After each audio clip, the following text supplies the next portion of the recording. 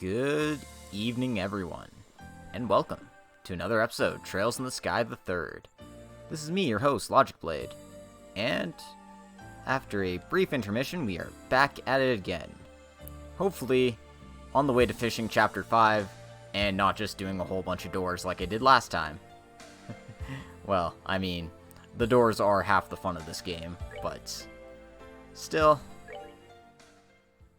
I do want to try and finish the chapter today, so, I'm gonna try. So, again, we basically literally just started on this dungeon. Just digging around for treasure chests. I think I just got the ones on the right side, and this one here. Yep, so remember to pick up all the other ones, too. Like the lighter. That'll help. And also, take the teleport. So yeah, this is your standard dungeon fare. Ooh, what's the Ugetsu Zanshin? What is the Ugetsu Zanshin? It's a weapon of some sort. Okay, it's for Annalise. Okay. Not as good as the Jinyu or the Hakyuryu or whatever. But, is decent. What? You didn't see another weapon type there? What are you talking about? Don't ask too many questions.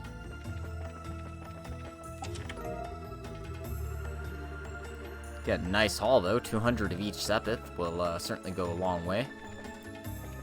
Now we just want to head counterclockwise here. Get a weapon for Olivier. And another stone monument to mark the halfway point. As I typically do, just get some recovery. You can see there's a couple of teleporters here, so let's take this one first. This one takes you to the island here, where you get a mirage ring. That's literally the only thing this teleporter does. And to be honest, it's the same here. Teleport to a treasure, and that's all. Long Barrel 3.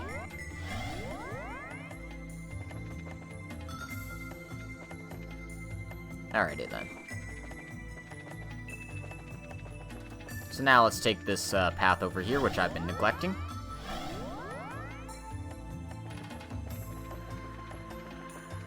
Because this path takes you to where you actually need to go to progress with the area here.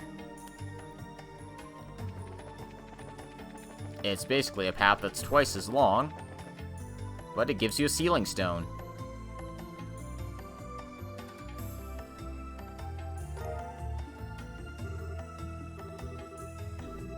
And that sealing stone will open up the way forward. This is the first time Estelle's seen one.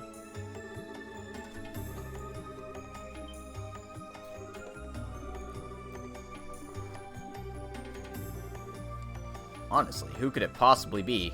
We've got the entire party here, in addition to Josette, Annalise, Mueller, and Julia.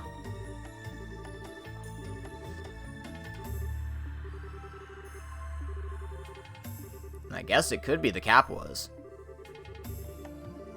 But the easiest way to know for sure is just to head back and open it up. So, instead of just guessing, cube away!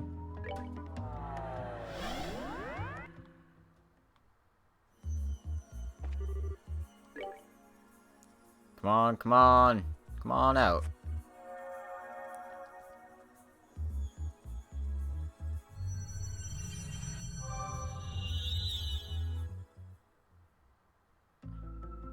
And they're not so subtly hinting, hey, now you can proceed onward with the luminous labyrinth here.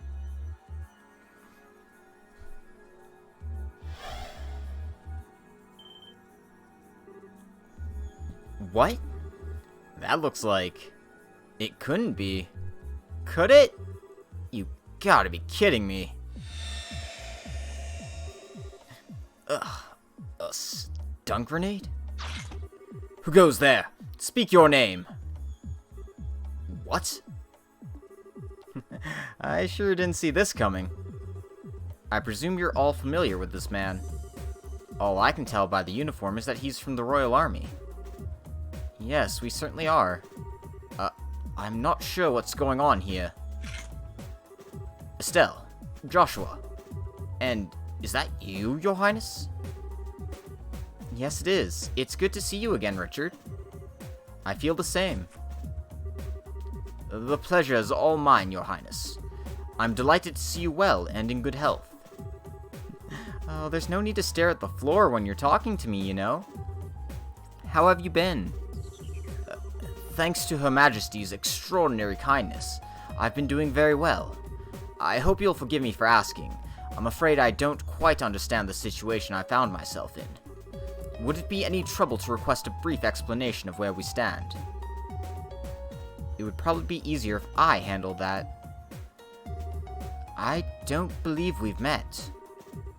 Allow me to introduce myself. I'm Rias Argent, a squire affiliated with the Gralsritter. The Gralsritter? I see. It sounds as though the situation is even more abnormal than I thought. I suppose I should introduce myself as well.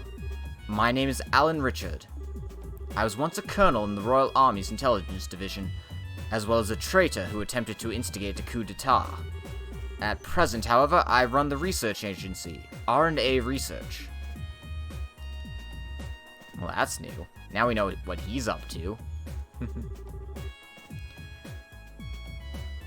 Thank you. I think I have a solid grasp now. I wish I knew what else to say. As in, you're having trouble believing all of what we just told you? Well, part of me feels that way, yes. But that's not really it. The greatest doubt in my mind is simply, why me?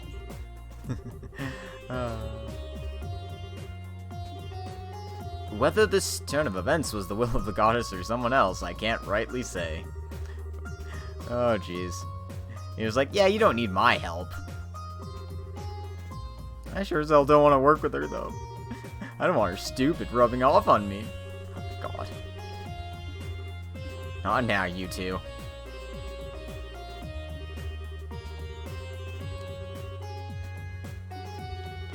I can't help but feel my being here is a mistake of some kind. It probably is.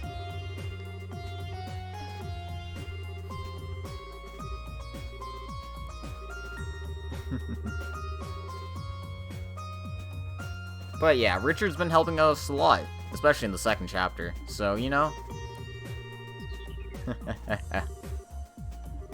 Come on, dude.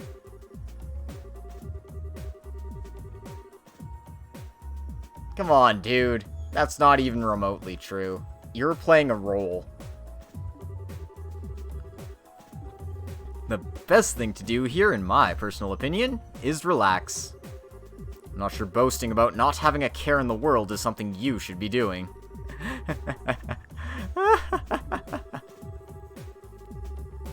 Yeah, on the contrary, you were trying to protect it. Damn straight.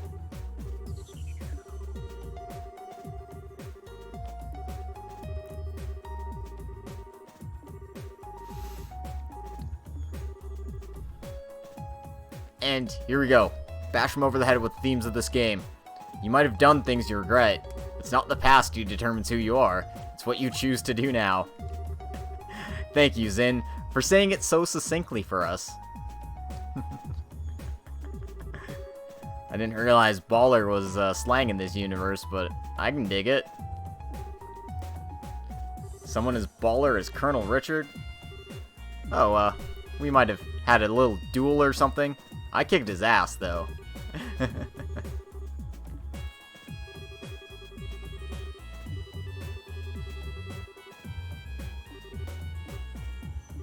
Very well. You have my support. Excellent. So, apparently Colonel Richard's a beast. I'm unsure if that's true or not, but he's going to be tagging around for a little bit, I'm sure. Yep.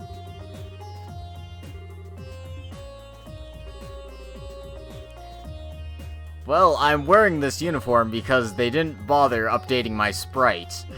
So, you know, we had budget issues.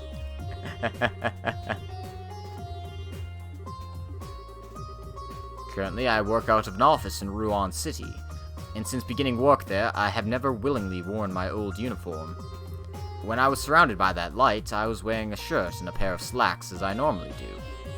And yet, somehow, I find myself here in uniform. Somebody's playing dress-up. Perhaps the Lord of Phantasma decided the Colonel just wasn't sexy enough in anything, and prepared that strapping uniform for him after bringing him here. Yeah, I don't think so. God, Annalise, no! Josette, no! Chloe, no! I swear, girls these days. Oh, thank you, Tita. Oh, poor, sweet, innocent Tita, you hero. You are the hero of this story. The legend of Tita. The truth. Okay, I'm gonna stop.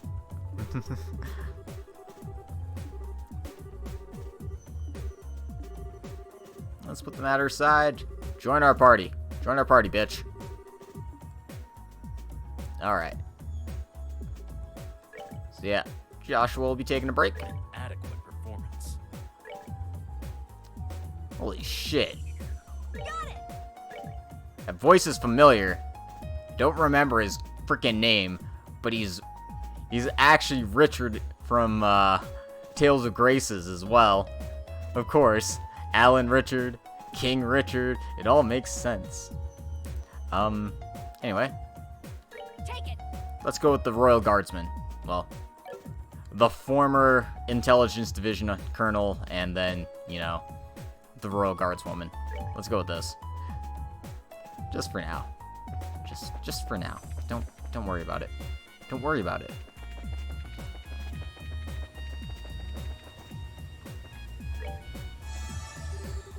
Anyway, looks like our party members have moved around and stuff, so let's see what else people have to say. Master Cassius. And, oh, maybe Kilika. It could be anybody. This just feels like a crime in the making. Thank you for voicing my exact thoughts, Estelle. I always put the ladies in my life above all else. Yeah, that's exactly the problem.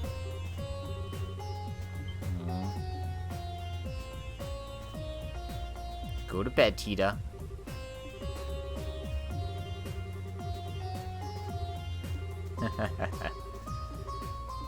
Well, it looks like Tita's sleeping, so we're not going to bring her around for the next little bit here. Oh, if it ain't Estelle. Yep, we saw that happen.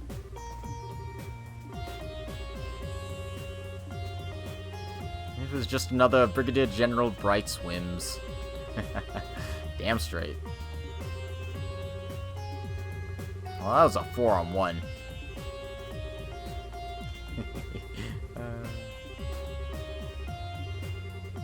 I fear you're only setting yourself up for disappointment. Come on, don't be so goddamn modest.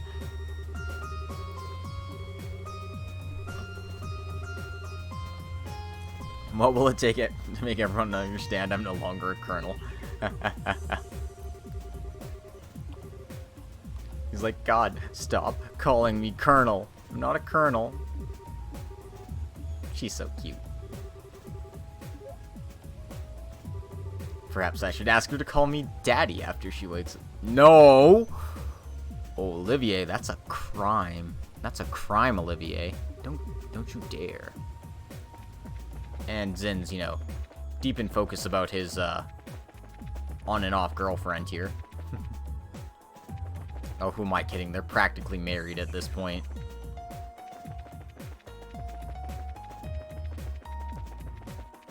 Let's see if anyone's looking after Kevin down here. Looks like Shara, Josette, and Joshua are.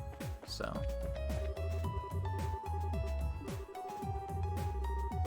Can't just be random. It's not like he had a sprite or anything that we could use for this game.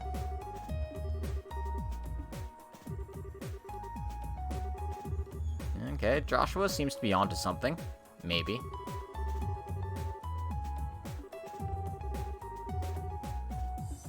Huh? Oh, she's talking to Shara. What? Okay, sure.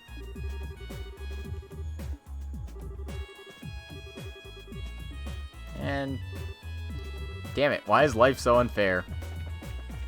Don't worry. If you eat enough, you'll grow boobs like her too. Though I don't think that's quite what you're looking for.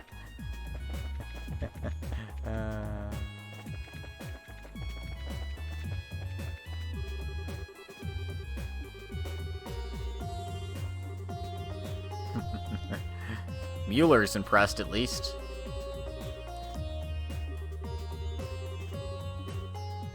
And it seems like his company's doing very well for itself.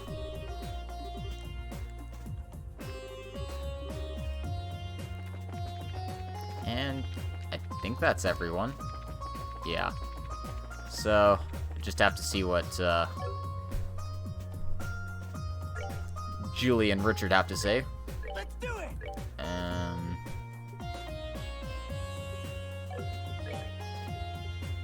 You're right, please. Let's do it! I don't think it matters too much who I put in here. But yeah, Julie and Richard are both at the tree.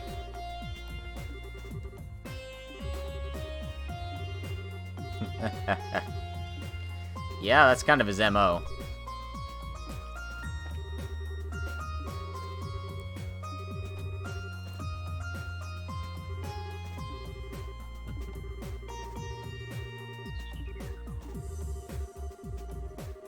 You're already one step ahead. That's our colonel. So I believe I've told you several times already. I'm not a colonel anymore. I'm not even part of the army anymore.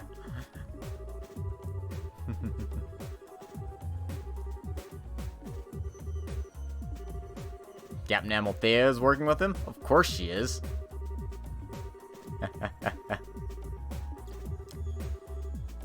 Aww.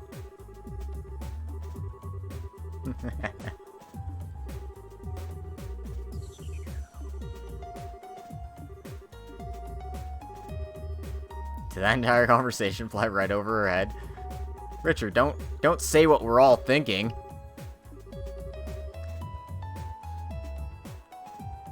Alright, so that's all they had to say, so let's go ahead and Understood. switch this back.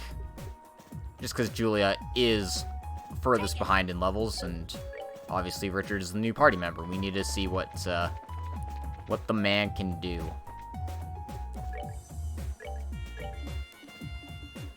So let's cube ourselves to the middle of the fifth plane here. And as you can see, gate's out of our way, so we'll proceed onward. Alright. That means I have to get my map.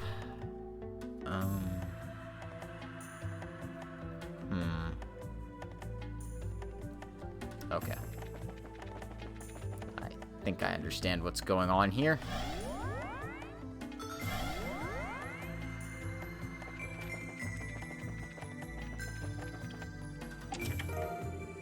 So, 200 of each Sepith in this chest here. It's pretty nice. And a Crest Charm. Also nice. So it looks like they're doing a light and shadow thing here. I mean, as you would expect from a place of this nature. Okay.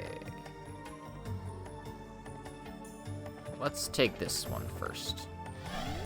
I mean, might as well, right?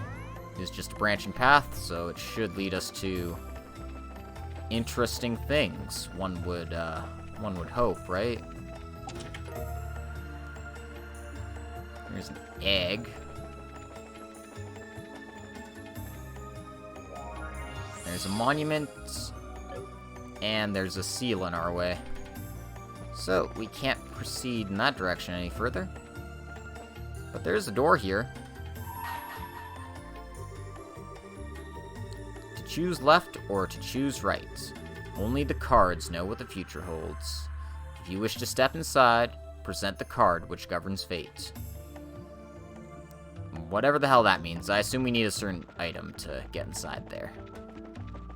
And because we need a certain item to get inside there, it's not worth our time right now. So, we'll keep going along this path here. And pick up the chests along the way. Ho ho ho. A lily necklace plus. Not bad, not bad.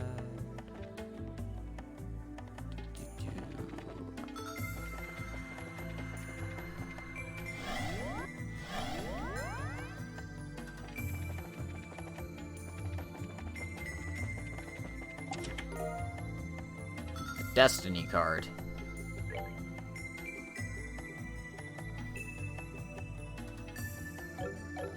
Is this the thing that opens the gate? Is that seriously all we needed to open the sun door? Whatever.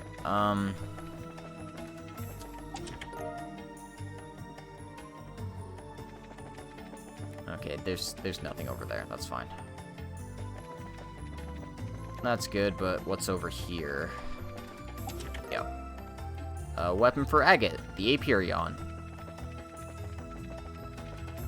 Alright, those treasure chests out of the way. Move on here.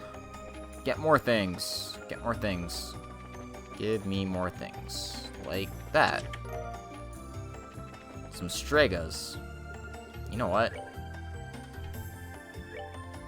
I should probably equip Richard with equipment. Seems like a reasonable idea.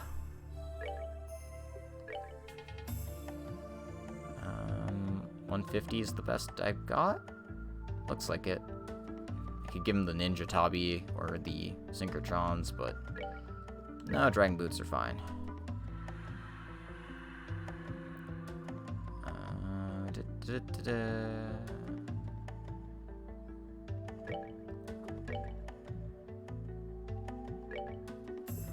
Sleep, blind, freeze, seal, and mute. Okay, sure. This seems reasonable stuff to have on him, I suppose.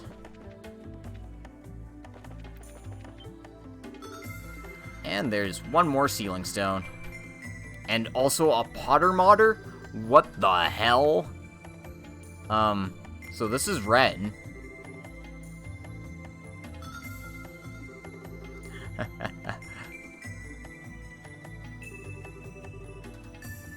Yep. Let's go get that stone. Sure thing.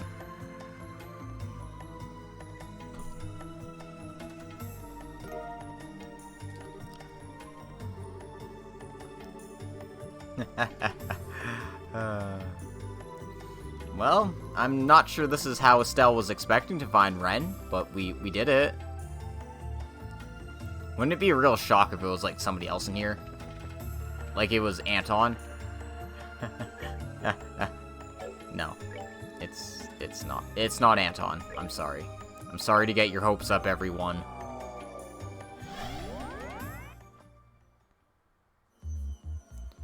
Alrighty then. Let's unseal Ren. Let's get our last party member. Spoilers. This is our last party member.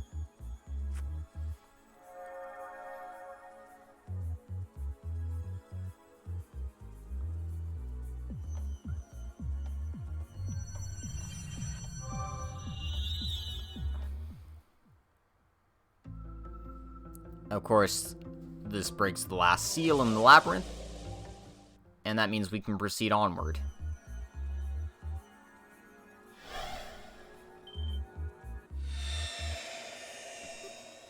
Oh, yay! I can't believe it. It really is Ren. Looks like she's fast asleep. Papa. Mama? Why? Ren.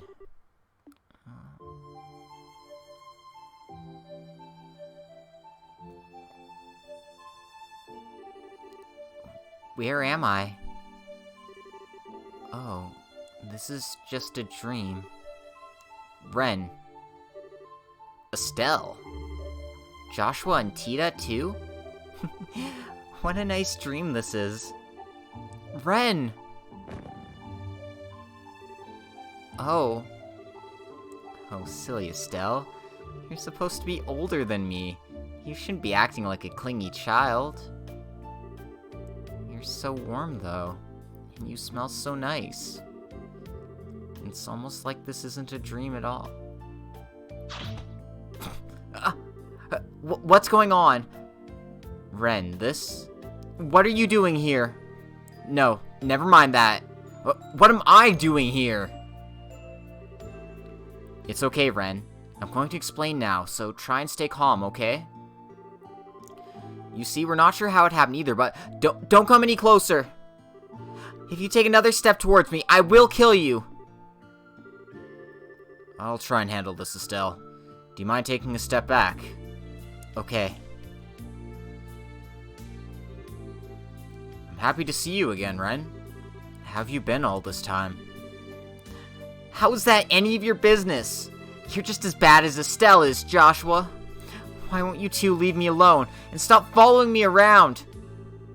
I figured you must have noticed. You're right. For the past few months, we've been traveling around trying to find you. We're in Crossbell at the moment, too. Are we getting warmer? You're in Crossbell? Why? Why do you want to find me so much? We just want a chance to talk with you. We heard from a reliable source that you haven't been back to Ouroboros since we last fought. Is that true? What's that got to do with either of you? All I want to do is be left alone. I don't want to talk to either of you. I don't even want to see you. So why won't you just leave me be? Because... Sorry, Ren. This one's on me. Ever since you flew off, I haven't been able to get you off my mind. I've been getting Joshua to look into where you might be, and we've been going around chasing down every possible lead. But that's why I'm so happy to finally be able to see you again like this. But... Oh, I get it now. You're lying, aren't you? Really, all that's just a cover for the fact that you're trying to capture me. What? Sorry to disappoint you, but I only know about as much as Joshua does about Ouroboros. Even if you catch me, you're not going to get anything useful out of me. And even if I did know lots of dirty secrets, I wouldn't tell you. I bet you feel really stupid for wasting your time now. Wait a second, that's not... Or are you going to try your luck anyway? You sure brought a lot of familiar faces for backup. Even I might have trouble taking on this many people at once. But I'm confident I'll leave at least a few of you headless before I end up beaten. Ren? You gotta be kidding me. What are we supposed to do, Shara? Don't ask me. This doesn't look good. Well, I think I know who you are now. Ouroboros Enforcer number 15, the Angel of Slaughter, correct? You do certainly know me. I don't know you, though. Are you a knight of the church? Yes, I am Rhys Argent, a squire. And while I may not be very familiar with your circumstances, would it hurt you to behave less like a self-centered child? Excuse me? Did you just call me a self-centered child? From what I've heard, your intelligence and deductive reasoning have few peers. That led you to joining Ouroboros, obtaining both the current rank and ability you now have. So unless I'm wrong, I find it very hard to believe that you haven't already figured out that this isn't a trap we've set to capture you. And yet you still expect us to waste our time and humor your little temper tantrum. So yes, I did call you a self-centered child. Rhys? Damn, she sure doesn't mince words. My, you're a brave one, aren't you, miss? Did I hear a lowly squire like you trying to provoke an enforcer like me? You must really want to end up splattered all over the floor. I could say the same to you. I have no idea why everyone else here regards you favorably, but I, for one, have no interest in being friends with someone from Ouroboros. So if a battle is what you want, I will be more than happy to oblige. Oh no! Rias? A Templar sword, huh? Those can certainly be a rude awakening in the right hands. Of course, everyone else who's ever tried to challenge me with one ended up being quite predictable after a while. Before long, they were all begging me for mercy like pigs about to be slaughtered. It was ever so pitiful. I can't wait to hear you do the same. Ren? No! Do you actually want to fight? Or do you only intend to stand around trying to sound threatening? I suppose that is enough talking. Come on, you two. Both of you, stop it. Tita? Hey, wait a sec. Why are the two of you so desperate to fight when you know you don't really want to? Ren, you were trying to make it sound like you don't care about Estelle and Joshua, but deep down you're happy to see them again, you know it.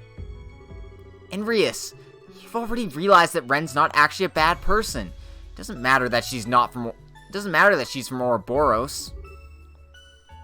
Well, I'm happy? Of course I'm not. Why would I possibly be... Why did you look so happy when Estelle hugged you? Right up until the moment you realized this was all real, you were acting like it was the best dream you ever had. And now you're saying you don't want to talk to them? That you don't want to see them? Hold on a minute, Tita. And that's not true at all. That's not true at all, so just admit it.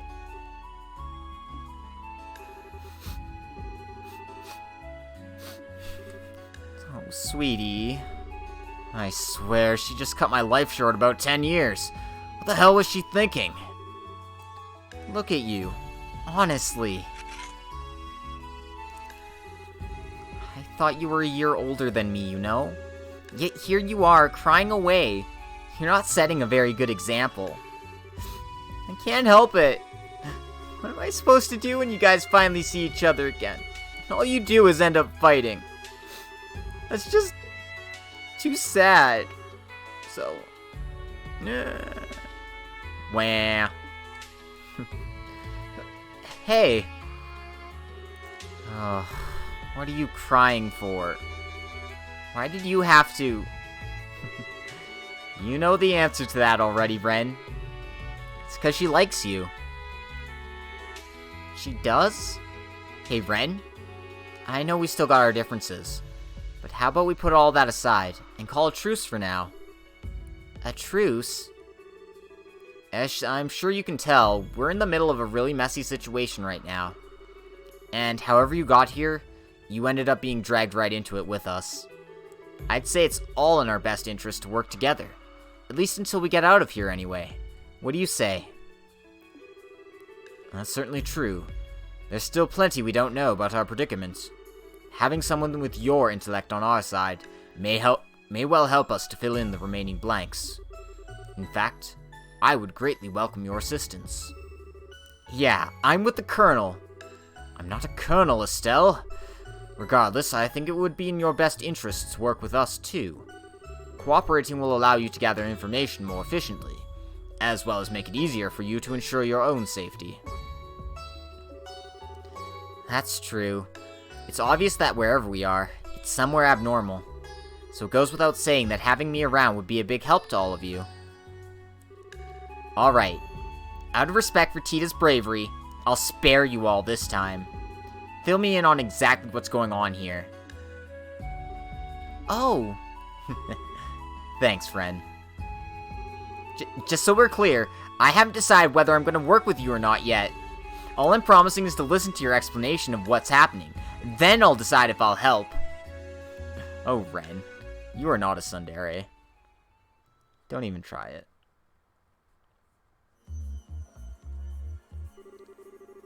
I see. I think I've got a pretty good idea of what's going on now. Whoever's chose this place's name could have picked a better one, couldn't they? What? Have you figured something out that we hadn't? Possibly. I'm still not completely certain yet. But I'm relatively confident in my theory after hearing the Colonel's story, though. Me? My own experience was the same as everyone else, ending up here after being surrounded by a sudden white light. But you say you weren't wearing your uniform when it happened to you, right, Colonel? How many times must I... Well, whatever. I wasn't. As I explained to everyone when I first arrived, I was wearing a shirt and slacks, as I do every other day at work. Right, just checking. So then tell me something. Would you say you have quite a strong emotional attachment to that uniform? Pardon? Oh, that's a definite yes. It's a symbol of your past. The past you just can't quite move on from, even though you need to. Am I right? Yes, you are. Richard. It's no surprise you feel that way from my perspective. And lo and behold, the moment you appeared in this world, you were wearing that very same uniform again. Whatever do you think that could mean? That would mean when I arrived here, my attachment to that past ended up being manifested as reality. In other words, this world is capable of changing based on people's thoughts. Oh. Ah, now it makes sense. Not to me, it doesn't. Can you explain in slightly less complicated terms for the rest of us? It's actually a really simple thing. You remember how Luciola used a gospel to make you experience a dream, right?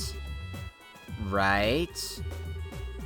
The dreams we saw were different depending on what we wanted to see, too.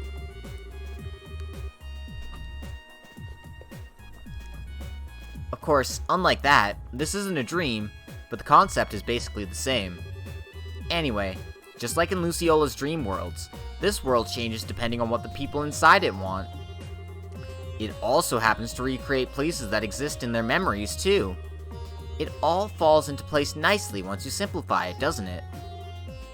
So it does. Explains the monuments we've encountered, and how the doors work, too. Still, while that explanation may explain the contents of this world, I find it hard to believe that any of us would desire the predicament we found ourselves in. Oh, I don't disagree. We're not the only ones here, though, are we? Oh. So in other words, many of the contents of this world exist because of us, but its overall structure is the result of someone else within it? From what I can gather, yes. What exactly is making all this possible is the part I'm still puzzling over. Making people's wishes reality was the purpose of the Aureole, but now that that's been lost, I can't think of anything else capable of doing the same. I think it's easy for all of us to point the finger at who wished for this world to behave the way it does, at the very least. Lord of Phantasma. Exactly. Based on everything that's been said, they weren't in this world originally. That was just the ghost you encountered. Until the Lord of Phantasma, she simply watched over this place from that garden here. But then they showed up, stole her power, and started remaking the world according to their own whims. The result is what we're stuck in right now. Well, what do you think? An explanation like this is only possible for Erika Furude. Sorry, no. I've been playing too much Umineko lately. I can't help it. Damn, feels like you just popped your head and solved all these crazy mysteries like they were nothing. It's certainly impressive. Even I hadn't been able to deduce quite that much. You really are a genius, Ren. I'm sure you could have worked this out if you really put your mind to it, Joshua. Unless Estelle's stupidity is actually contagious and rubbed off on you. Well, that's not very nice. I'm pretty sure that's not the case. Aw. Dearie me. Either way, it sounds like this Lord of Phantasma person likes games just as much as I do. And without me, I don't know if you'll be able to beat them. So I suppose I better lend you all a hand. I hope you're all very grateful. It's nice to have a cutie like you on board. Yep, let's move on. I'm guessing our opponent's ready to make their next move too.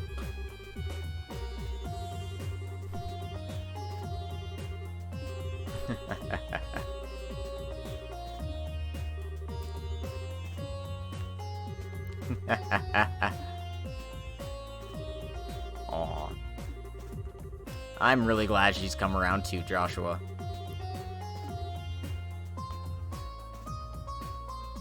Alright. That's it. We've got all our party members now. Leave it to Ren. Leave it to Ren. Oops. I did not mean to do this first. What I actually wanted to do is make sure everyone's slots are upgraded properly. Richard just needs one adjustment here. And Ren has one single line, no locked slots, and her ornament's already maximized, so you know. Hey. That's why she's the best. Yeah, Ren's the best caster in the game. That's what her job is, to be a amazing freaking caster. Unfortunately for me, I don't have great armor for her. Maybe I should just take whatever I've got on Julia and take it off. And give Julia a slightly worse armor, because, hey.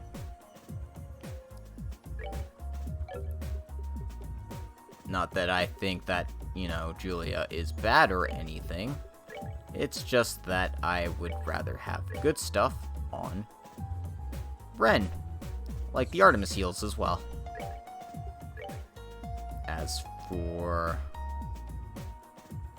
what I put on here, I honestly don't know. I'll need something that prevents mute. I'll actually go with the T-anklet maybe, and the Glam Choker Plus seems reasonable.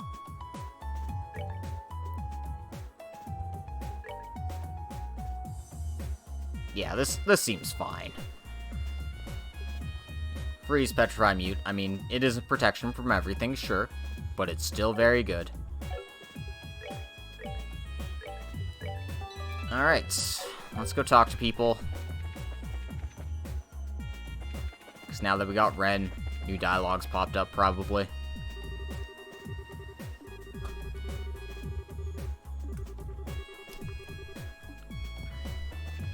That's entirely possible, isn't it?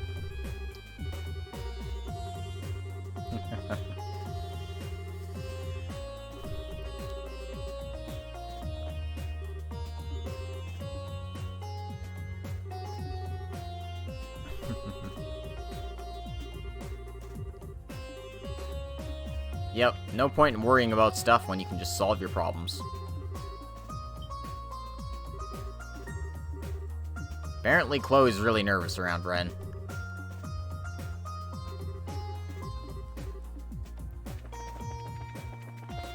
Well, whatever. Tita's here all by herself.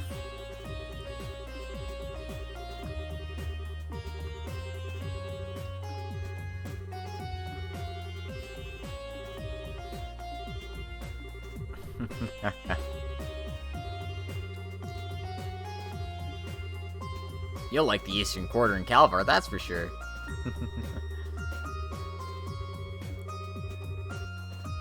Aw, they're so cute together.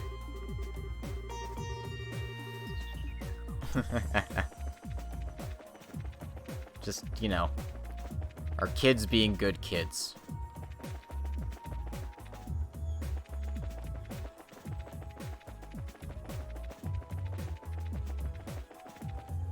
Alright, looks like Josette's the only one looking after Kevin now. He just has a bit of a fever. He'll be fine.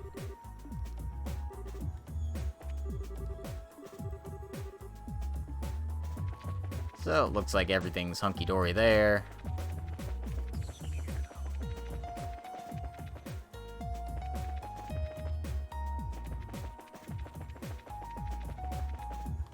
Nobody's up there. Oh, there's Sharon and Annalise.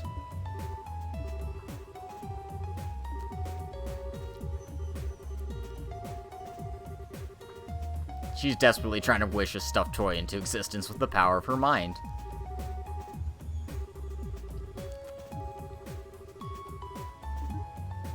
I get you, Annalise. I feel you.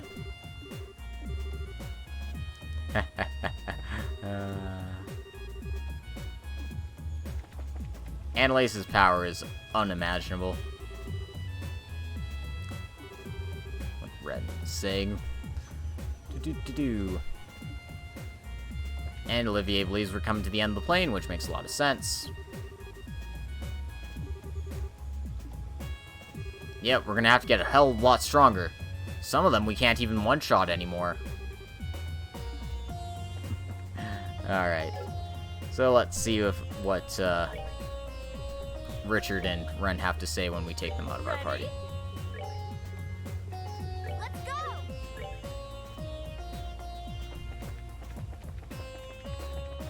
I'm just putting Annalise and Charizard as temporary party members. Because that's what we do. That's what girls do.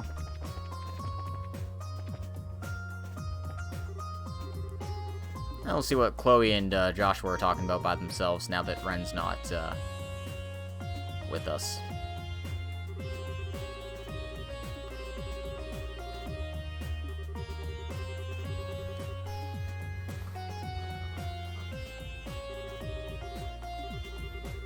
Looks like she's having fun with Tita right now.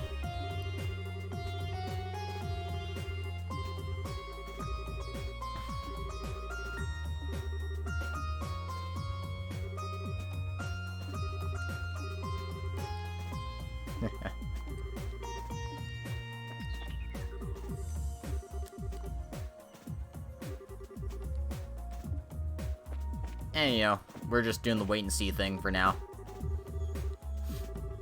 And Richard's coming to terms with the fact that he needs to move on from his past. I almost wish I could hire her to work at RNA research. She'd be quite the asset. Well, that'd be cute.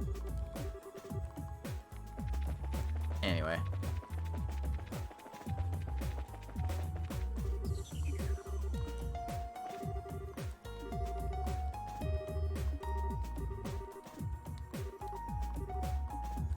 Okay. That's all they have to say. So, Leave it to Ren. An adequate performance. alright. Let us move on. 1 second. All 4 moon doors are... All 5 moon doors are done, technically. All 7 star doors. Sundoor 2 I haven't done yet because it's fishing crap. And then Sundoor 4. I think Sundoor 4 is the gambling one.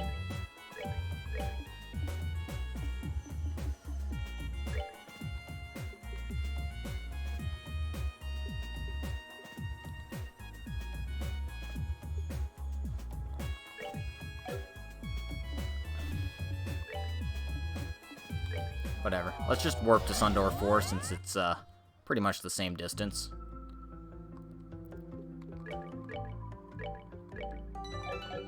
And let's take a look inside, I guess.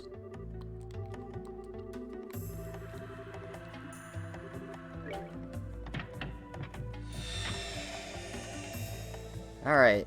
Gambling. Gambling. What the hell is this exactly? I hope it's quick. Otherwise, I'm just going to take a peek at it, and if it sucks, I'm just going to leave. Because, you know, minigames are fun and all. Except, you know, they're not.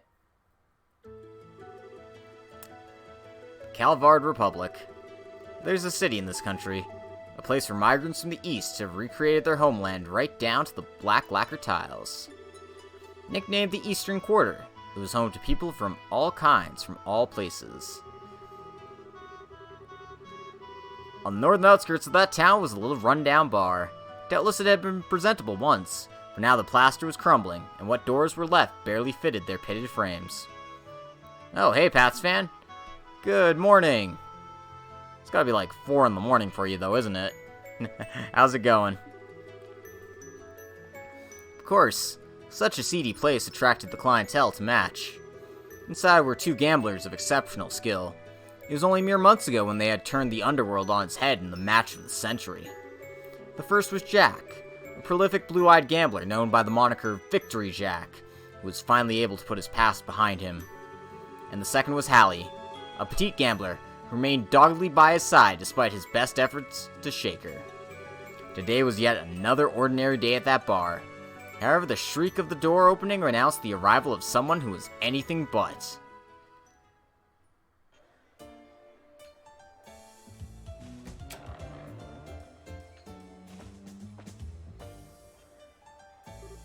Huh. Who the hell are you? You gotta be either really dumb or really brave, and that's saying something with this joint.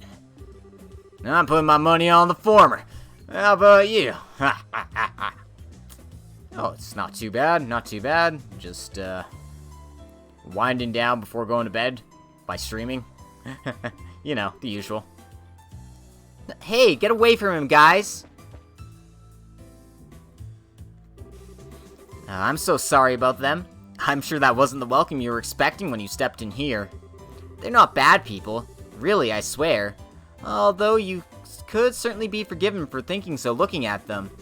Are you a customer by chance? Here, let me show you to a table. Still, you're quite the unusual one if you don't mind me saying so. Not many people would willingly come to a rundown bar like this, especially not in the middle of the day. I'm not saying it was a bad idea to come here, of course. Sure, it's in desperate need of renovations, and the regulars are a rowdy bunch. But there's just something, I don't know, warm about this place. It's like I'm home. The food's a lot better than you'd think, too. Oh, watch your feet. I'm pretty sure that floor panel there is going to snap any day now. Well, here's your seat.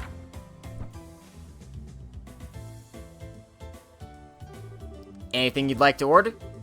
You don't look like you're here for booze anyway. How about something to eat? Personally, I'd recommend the Tom Yum Goong. It's the most popular thing on our menu, and that's for good reason. That mix of spicy with just the right of sourness is perfect. Aha, I can see your mouth watering already. That's a definite yes. How about something to drink? Just water? Sorry, what was that? You're looking for Jack? Well, he's usually sleeping in the back at this time of day.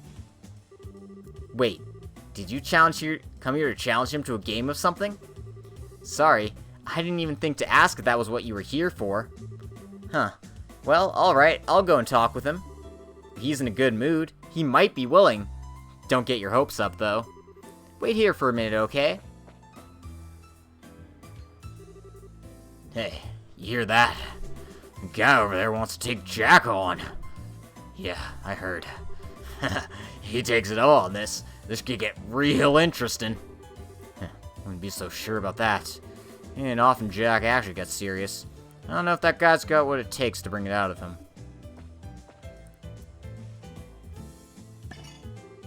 Well, here's the Tom Yum Goong you ordered. It only took me 30 seconds. Eat it while it's still hot. Oh, and as for Jack, sorry, but he says he'll pass this time. Seems like he's still hungover from drinking yesterday. Doesn't even want to get up.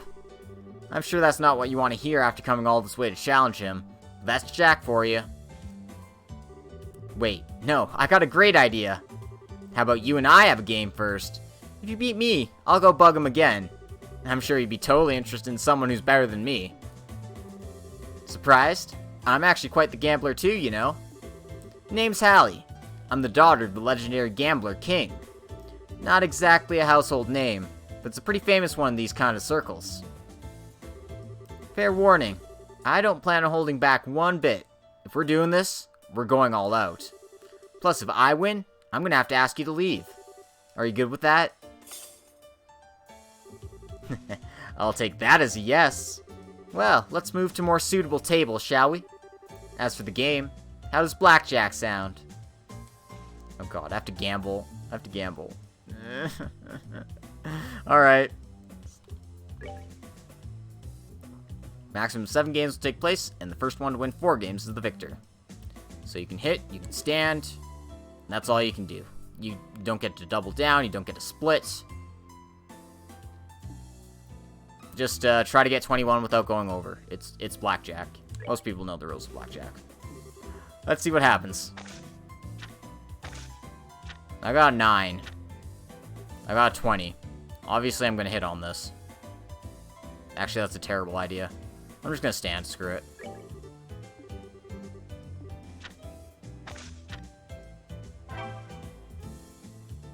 Generally, you want to stand if you got a 19, 20, or 21. Sometimes you'll stand on an 18 or 17 too, but sometimes you do need to risk it for the biscuit. 19. She's showing a 4, so this feels somewhat safe. I'll take my chances.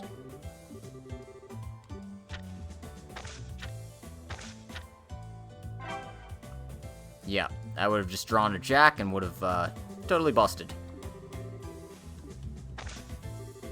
So I'm getting lucky here. That's what blackjack is. It's just 100% luck. 13, you gotta hit with this. Woo, I got a good one. I got a good one.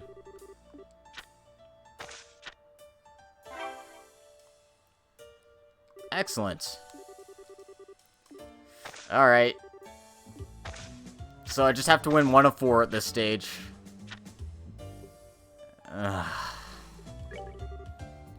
This is risky.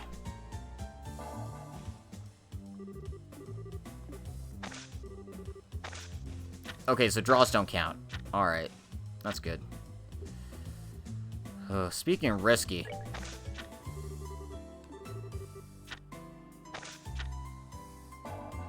Okay, we both busted, so that's also a draw. That's fine.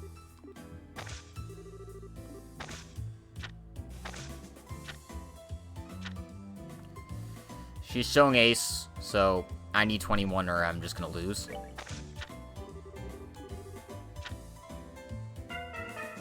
Yeah, I would have lost that anyway. That kind of thing happens. Alright, now I'm showing ace. Unfortunately.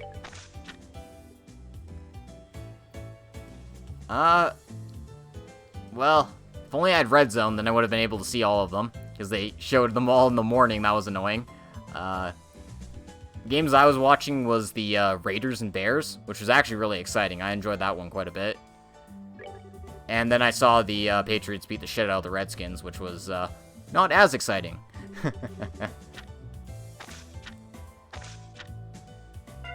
Oof. Oh.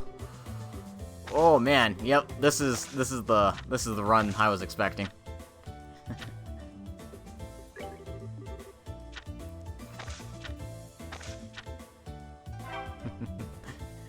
It was butt-clenching terror for the first quarter for Patriots fans, and then they started to pull away because the Redskins are a joke. Well, hey, I won the first event here. Now I can challenge Jack, maybe?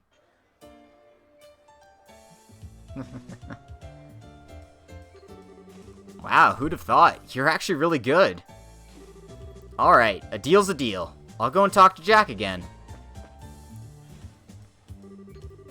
Wow, he actually managed to beat her. Looks that way. Maybe we'll get to see something interesting after all. Oh, man, I'm tired. Huh, well, there's a new face. So what? Well, that's the guy who beat Hallie. Gah, my head's throbbing like a bitch. What? Ugh. There goes the floor. See? Told ya. I knew he'd be the one to break it. That you did. Poor guy.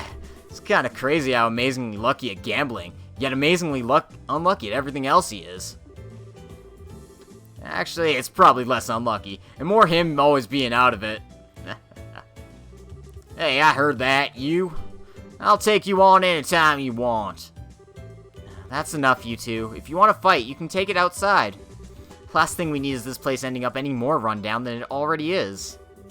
Oh, and on that note, you're fixing that broken floorboard yourself, Jack. That's on you. Why do I have to do it? Fine. Oh, this sucks.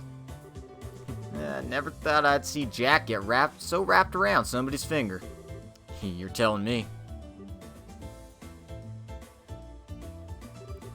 Anyway, sorry for the wait. Here's Jack. So, I was right then. This is the guy that wants to take me on. Sure is. Really. He doesn't look like he's gonna put up much of a fight to me. Never let your guard down, or you could find yourself stumbling into something unexpected. Like, you know, the floorboard again. Ah. Oh, that's rough. Hope you at least get a nap sometime soon. Anyway, I'm Jack. Think you already know that, though. And before we do any gambling, I need a drink. Get me a whiskey, Hallie. On the rocks. What was that you said earlier about a hangover again? Oh, I got rid of that just now. Come on, we haven't got all day. You are unbelievable. Hallie, catch your eye? Girl's about as sexy as a lamppost right now, but she's got potential. Couldn't tell you what made her want to work in a shithole like this, but here she is. Anyway, forget her for now. Let's talk about you, yeah? You're one brave guy to come in here all on your own out of the blue. I doubt many guys would have the guts to do that. Or girls, for that matter. Nice to see you two are hitting it off. Here's your drink, Jack. Thanks. Huh? You hanging around? I figured you'd get back to work. As if I could work knowing there's an exciting match going on over here. The owner's giving me the okay too, so I'm gonna park my butt right here until you're done.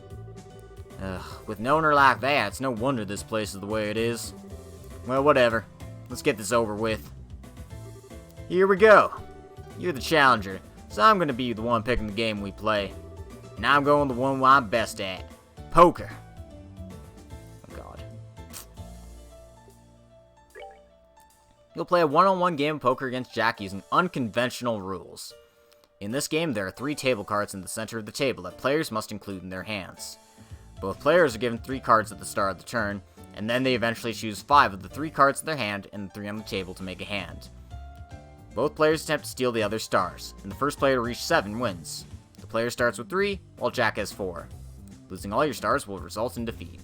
Oh my god. Oh god, this... Okay, here we go.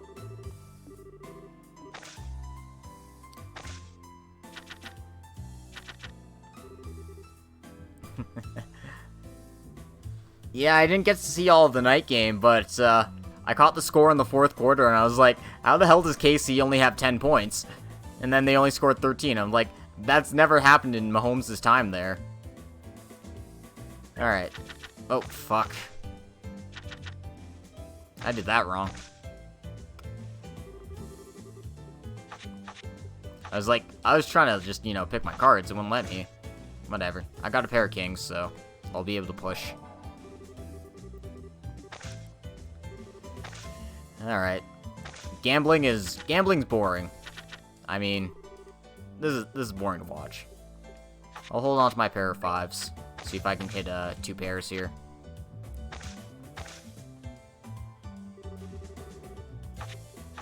I mean, I'll admit, I am decent at playing poker myself, but that's online where I don't have to, like, call bluffs or, like, stare at people's faces and, you know, rely on that, because I don't have a poker face.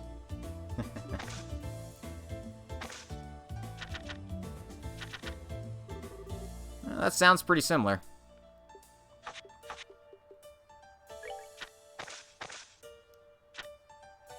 Alright, so I'm pushing exactly nothing with this hand, so that's a loss for me. Oh. Well, I'll take a draw on that.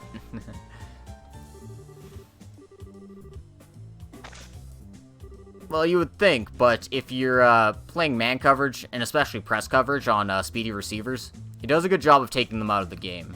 Because while their receivers have speed, they don't have a hell of a lot else.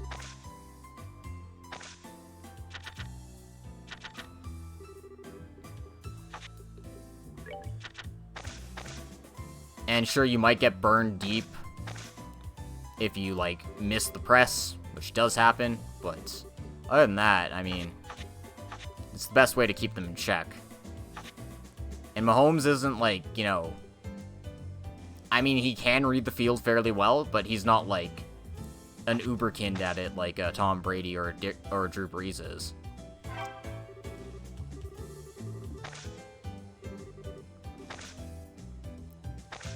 So, I mean, it's nice to see the strategy actually work for someone.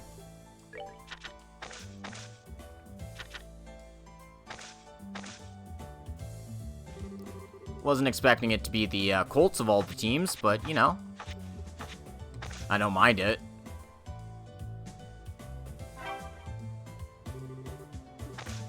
Alright, and I just need to win one more game without losing. So, here we go. I've got 2 pair. Come on, king or a 3. Ugh. This one could be a loss for me, we'll see. Yep. Knew he was gonna pull the full house.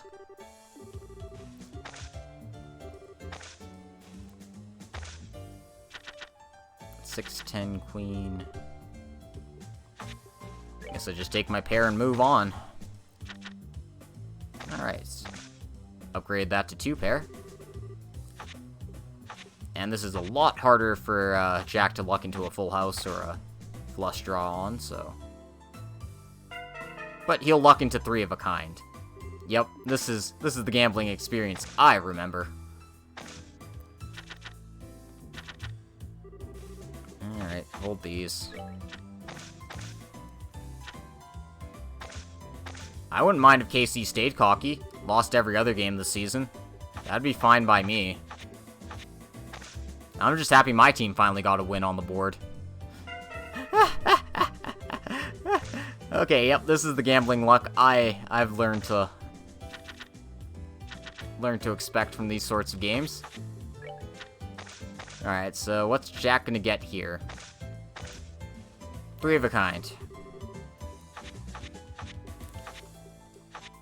I could not tell you what's happened to the Chargers. Like,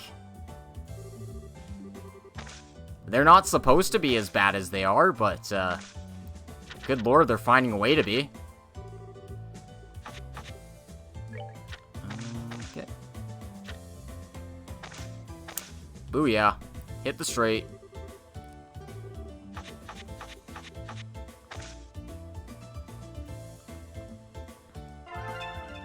Heh, I would have at least pushed that if I missed the straight. That's great.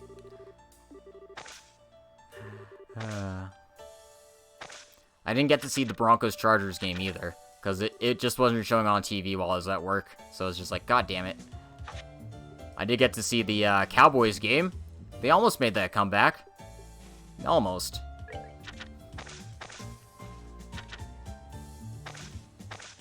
Okay, I'm losing this hand because he only switched 1 card.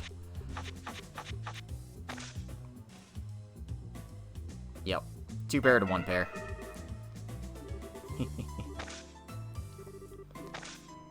I wrote exactly 2 paragraphs for part 3. That's about the extent of it. Been busy with the streaming stuff, and the author of Yumi Neko decided to release his new game now, Seconia. So I've been reading that for the past couple of days. It's really good. I'm really enjoying it. I'm enjoying it more than losing all of these poker games. That's for sure. Alright, nothing good here. Change these all.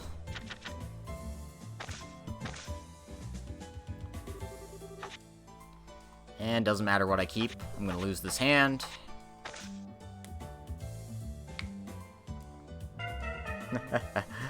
Oh yeah, I can imagine. There's a lot of setup in that, and I'm really wondering where it's gonna go, since I just got to the point where it says video content are not allowed to stream up to this point. So there's like, okay, sure, fine, I get that, because, you know, shit hits the fan. Shooting for a flush. Come on, give me a club. Nope. Oh my god. Yep, this is the gambling experience, folks. You think you're really close to beating the house, and then the house just kicks you when you're down. That's why gambling's a bad idea, friends. If you want to see why you should never gamble, this is why. So yeah, this is 100% luck based. If you don't have the right luck, you're just gonna lose. Like that.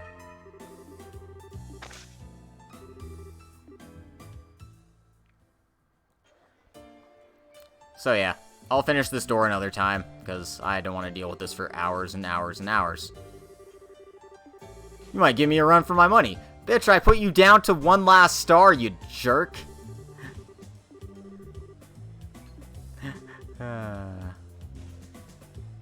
I can try again without lowering difficulty. I'm just leaving. I'm done. I'm done with the shit.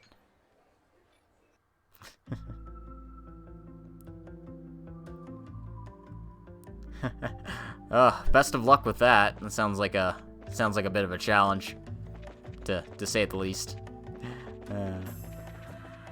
Anyway, I'm moving on with the plot. Welcome to the second part of the Luminous Labyrinth. It's not all that long, honestly.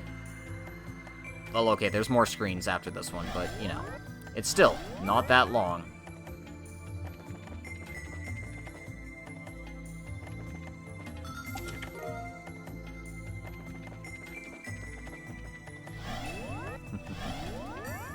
This is chapter 5. I think there's 8 chapters. I don't know for sure. Again, at this point, I'm actually playing it blind, so we'll find out together. Also, here's another star door. Bring to me the playful minstrel and his closest ally against the beast they seek to overcome. Only then shall the door open. Well, I've gotten all the characters in my party, so if I had to guess, I'd say, you know, at least halfway done, if not like 60% done. Probably somewhere in there. Anyway, I'm going to take the warp here.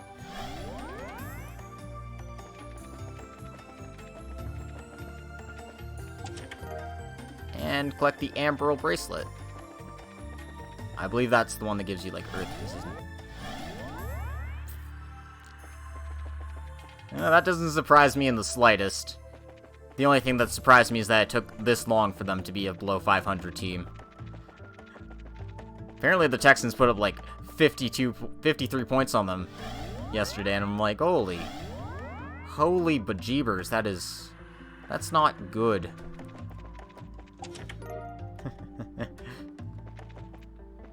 That's a weapon for Zin, the Giordano. And that's a Mira. I do like Mira.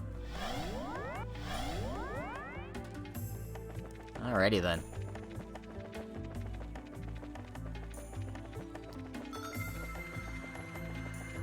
Ooh, that's a long staircase. But it has some nice Sepith. Not that I need any more Sepith for this run, because everyone's slots are now maxed out. But I think I'm coming close to the end here. I'm gonna make a save. Yeah, there's a stone monument.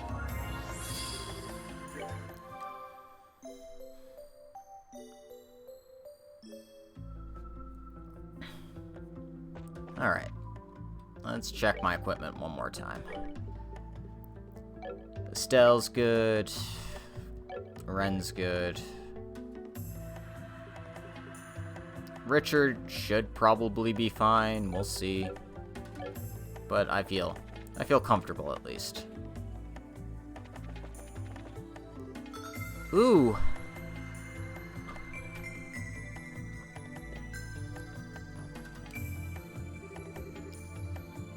Is that our exit out of this plane? Doesn't look like there's anything standing between us and it either. Time to make a mad dash for the... Wait. What's up? I can smell the distinctive scent of the underworld. and it grows stronger by the second. What? Are we gonna get surrounded by magic circles then? No, this isn't gonna come from a circle. It's coming from above.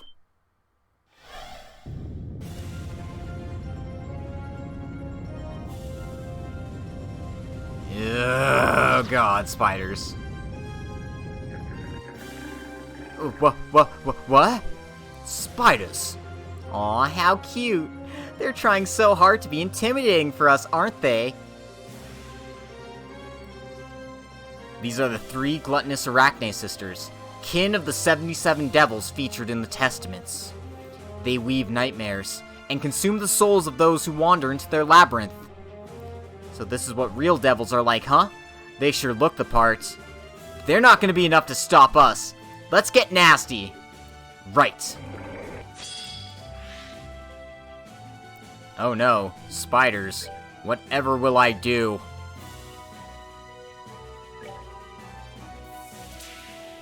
At least Ren has her priorities straight. You know what? I probably should have messed with, like, people's, orbments before doing this fight. Whatever. This is fine. This is base Ren. We're gonna show people what she can do at base. Weak to space arts. I don't have any on her. Never mind. Spiral Flare!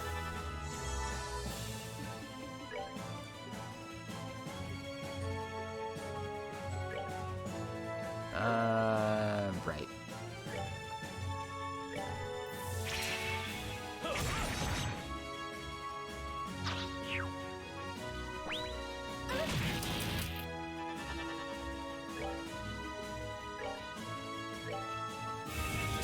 Holy crap, the delay on these crafts is like nothing.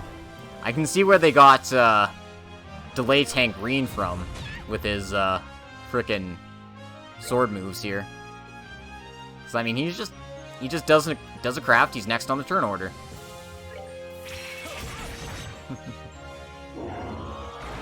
Apparently when this one dies, it calls an ally. Fun. Alright, I'll just hit both of these then.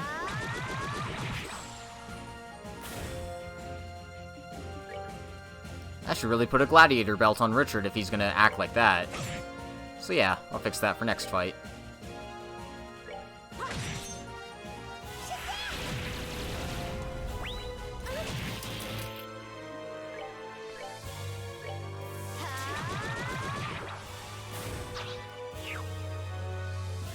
Oh, it's gonna waste its turn moving? That's adorable.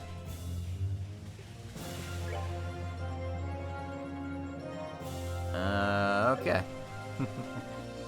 Delay spam, impede spam, dodge tanking, you know, the classics.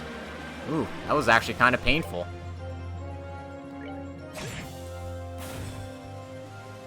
Alright then. But he's down to his last buddy here, so... let's give him what for.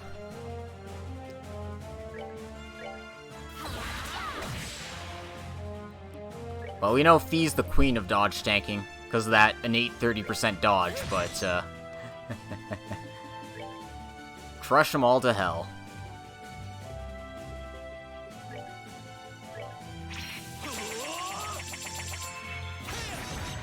Jesus Christ, Richard, try hitting.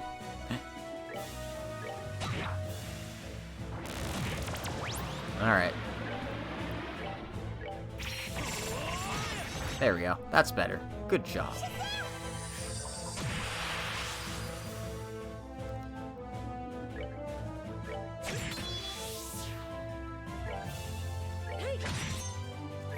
Alright. And we'll have Richard finish him off with, this.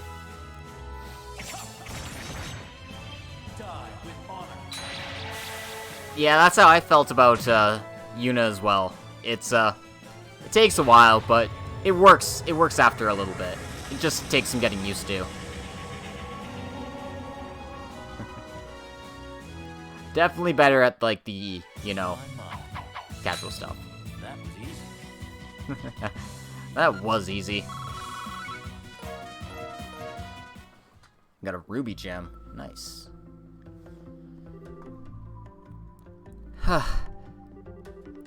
What was up with that last one? That was so unfair. That must have been Zigma, the three sisters' mother. And even she was not able to stop us, thankfully. There's a reason why I'm avoiding all the fights. What? That looks like...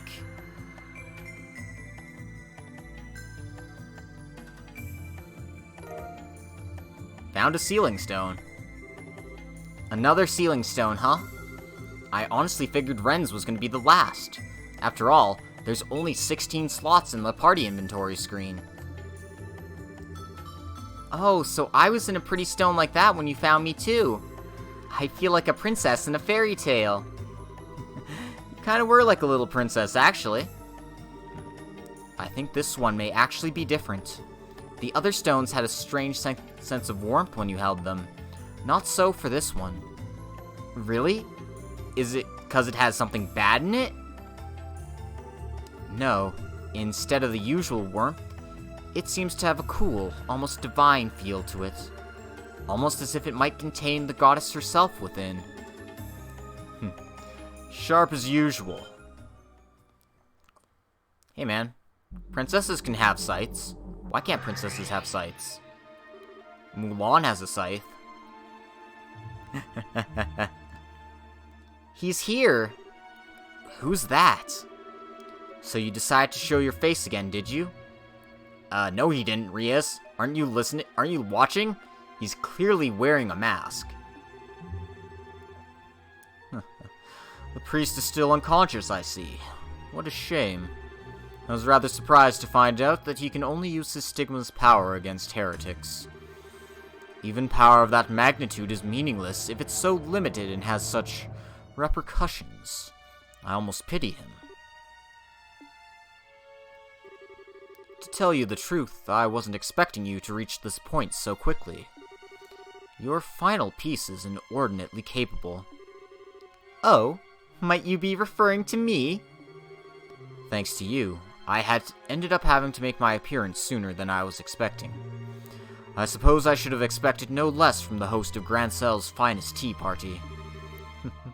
That's very true. Regardless, I came to fulfill a duty, and fulfill it I shall. Think of that stone as a gift for gathering all the pieces scattered throughout Phantasma. It contains not an additional piece, but a rulebook of sorts that you may find beneficial. A rulebook? That certainly explains why it feels different compared to the others. Could this mean that you're finally ready to face us head-on, rather than continuously taunting us? Whether that time comes is entirely up to you. For now, all I will say is this. On the next game board, all of you will find yourselves face to face with a number of trials to overcome. He's escaping again. Wait a damn minute! Is that all you've got to say? What kind of trials? A variety in all shapes and sizes. Even I will be one of them. You? Really now? I eagerly anticipate seeing whether you are able to overcome them all, and make it to me. Don't disappoint me now. What? Louve? Never heard of him. He's very clearly Schwarzritter. Oh. It's almost as if he can't help but trying to taunt us. He stays just long enough to say something cryptic, and then leaves before elaborating every single time. Oh, I just love those types. Is something wrong, Estelle? Oh, it's nothing. Anyway, we might have got nothing but cryptic teasers out of him, but we do have a new sealing stone to unlock. I think we should head back to the garden and get to it. I agree. I'm quite curious as to just what this rulebook is as well.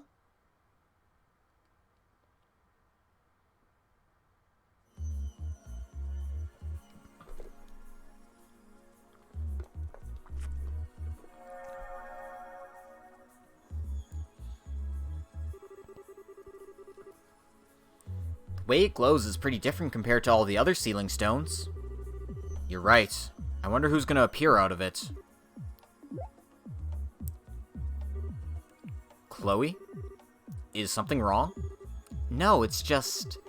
the light radiating from it feels somehow... nostalgic. Huh? That comes as no surprise.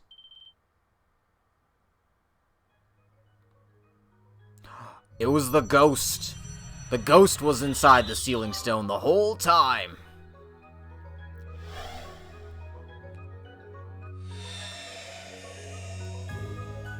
It's her. What? She looks like... Surprise! And you never thought we would meet Chloe's grandmother. Great, many great grandmother. I'm so glad I can finally communicate with you like this. I wonder how many hundreds of years it's been since I was last able to hold a true conversation. Your Highness, wait. You aren't... Are you... It is a pleasure to have the chance to meet one of my own descendants. And allow me to extend a hand of welcome to all of you, visitors to my garden. My name is Celeste. Celeste D. Oslees.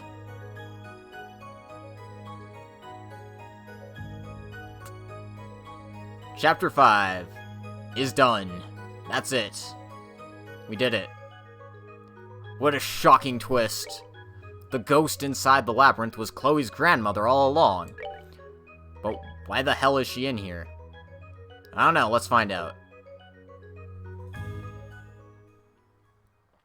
I've only been streaming for an hour and a half. That's not nearly long enough to call an episode yet.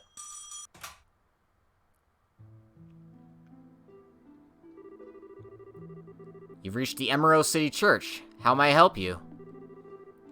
Oh, is that you, Kevin? I didn't think you'd be there already, so I was just gonna leave a message with the priest.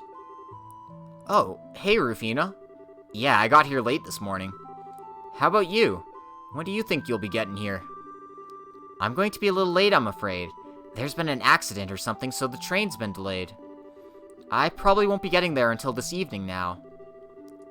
Gotcha. I'll wait here till you arrive.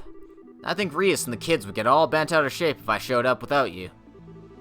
Oh, please. I'm sure you're just exaggerating. Although, speaking of Rias, I hope you've been thinking about how you're going to cheer her up. I've got it all planned out. I've been stocking up on souvenirs from every mission I've been going on. Should be enough to snap her out of her funk. I wouldn't be so sure if I were you. Girls her age are more complex than you think. Yeah? I guess she's not really a kid anymore now that she's 13, but still. Actually, that's about how old you were when we first met, right? Now that you mention it, it was. How time flies. Oh, sorry. Looks like the train's about ready to leave. I'm going to have to go. I'll see you later then, alright? If you get bored of waiting, you're welcome to go on home ahead of me, of course. Got it. I'll see you later. Man, how time flies is right. Have I really not been home in 2 years? I mean, they are, but man, Kevin is a really bad boyfriend if that's the case. I guess that makes 9 since I met Rufina. I hope Rias isn't too grumpy when we finally get there. Kevin! What is it, Father? Has something bad happened? Well, I've just received word that someone spotted a group of men dressed in all black at the edge of town. What's worse is, they were supposedly heading for the mountain path. Huh? You don't think? If they were, Astor House must be their target, I fear. Do you have any idea what could be going on? I wish I did. I doubt it's anything to do with the Gralsritter, at least. I think I should go and check it out, just in case. Please, do. Oh, do you know when Rufina's going to be arriving, by the way? This evening, by the sound of it. She said her train's been delayed. When she arrives, can you let her know what's happened?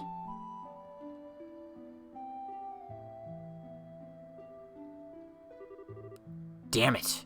Jaegers? Seem like there's anywhere between 5 and 10 of them. But what could they want with a gospel facility to begin with? The longer they're allowed to be in there, the more danger the kids are in. I'm gonna have to try and handle this alone. It's time to put my combat skills to good use.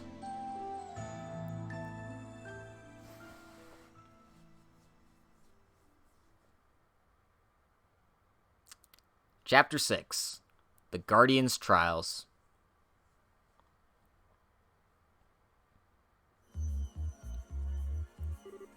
Celeste? Wasn't that the name we saw on those data crystals? That's right. According to those, she was the de facto leader of the group of ancients who sealed away the Aureole. She was also the founder of Liberal's current royal family. I'm glad to see the information I left behind ended up proving useful to someone. It really did.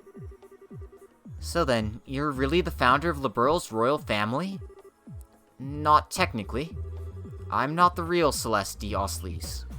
Think of me as something of a shadow, or a partial copy her personality created in order to influence Phantasma from within. How can you only be a partial copy? The truth behind you is apparently more complicated than we thought. You don't appear to be a spirit of some kind, though. I see that now. Despite the fact that you are glowing and are floating in the air, you are clearly not a spirit of some kind. That is correct. Before I try to explain just what I am, I should probably tell you more about what the world we are in is first. You can do that? This should be interesting.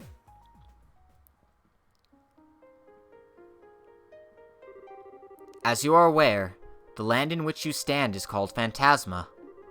This is a world belonging to a higher plane of existence, created several thousands of years ago by the Aureole.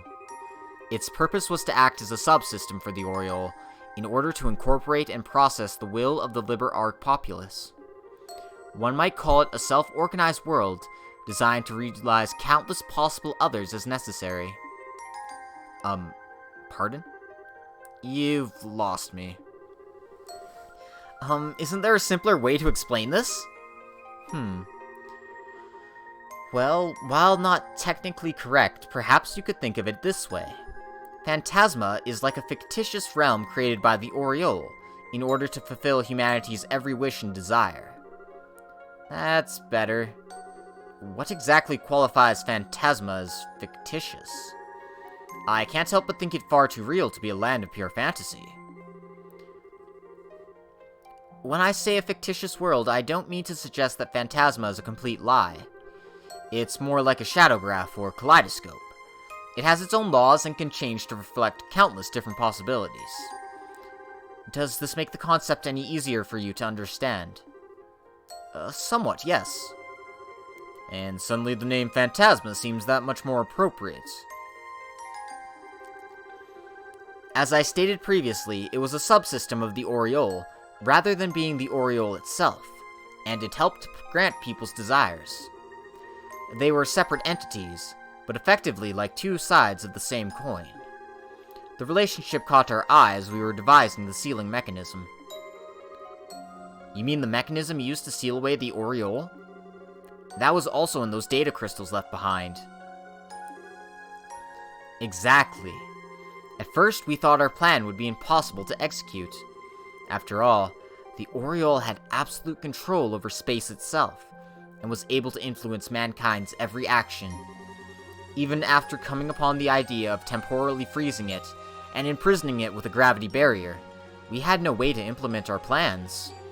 Without that, they were simply ideas with no real meaning. We were effectively at a total loss. You had discovered your foe's weakness, but had no way to take advantage of it. That must have been quite the frustrating predicament. Indeed. And yet our perseverance rewarded us with the development of something that could take advantage of that weakness. The Recluse Cube. Is that what this is known as, then? Yes. That is the only object in existence able to interact with Phantasma without relying on the Aureole as an intermediary. Celeste used that to create a partial copy of her personality, that is me, inside the Phantasma. And once inside, I began working to sabotage Phantasma's functionality by using this garden as my base of operations. As a result of my efforts, the Aureole's processing ability was hindered just long enough for the plan to be executed. He who catches his foe off guard wins the battle. The same principle applies to martial arts, too. Sounds like you really put a lot of thought into planning everything. Maybe, but I can't deny that luck played a part in the end. Once the Aureole was sealed away, my work was done, and I fell into a deep sleep here. My reason being that if the Aureole were ever unsealed, I might be able to provide assistance to the people of that time. I'm pleased you've been able to handle it just fine without my help, however. Luck's played a huge part for us too, though. We're not even sure where the Aureole is now. As far as we're aware, it disappeared during all that happened at the Liberal Arc. I thought as much. I was able to confirm the Aureole's disappearance from here within Phantasma, too. When I did so, I thought my purpose for existing was finally over, and that all was left for me in this land was to embrace a slow and peaceful destruction. But that was not to be. Soon the Lord of Phantasma appeared. Oh. So that's when it happened. Quite a recent development, I see. The Lord of Phantasma appeared out of nowhere, stealing all of my power before I was even aware what happened. After doing so, they began to remake Phantasma according to their own designs. Both this world's current structure and the planes that make it up were all the Lord of Phantasma's creations. Looks like your theory was correct, Ren. Still, that makes it sound like... Yeah, so you don't know who that masked bastard is either, then? I'm afraid not. Their every action thus far has been a mystery. Ordinarily, they should not have been able to gain access to this world in the first place. And I'm afraid I have no idea what they are trying to achieve by bringing all of you in here and testing you. Oh, well, that's a shame. Yeah, that's the part we want to know most of all. I only wish I could be of more help. The only other thing I can say about them is that I suspect the Lord of Phantasma is currently in the 7th plane. There's a 7th? What makes you think that? That was the first plane they created after appearing in this world. Just what kind of place that plane is, I don't know. But I can sense dark, inhuman thoughts from there, and they're spreading across the whole of Phantasma. That doesn't sound good. Then we'll be seeing them after the next one, won't we? Yeah, we just finished the 5th when we came back here. Presuming they're waiting for us on the 7th, the time to fight them head-on may not be that far off. I was getting tired of waiting. As was I. It seems the end may finally be in sight. Now, if only we had some sort of inkling as to what the Lord of Phantasma is trying to achieve.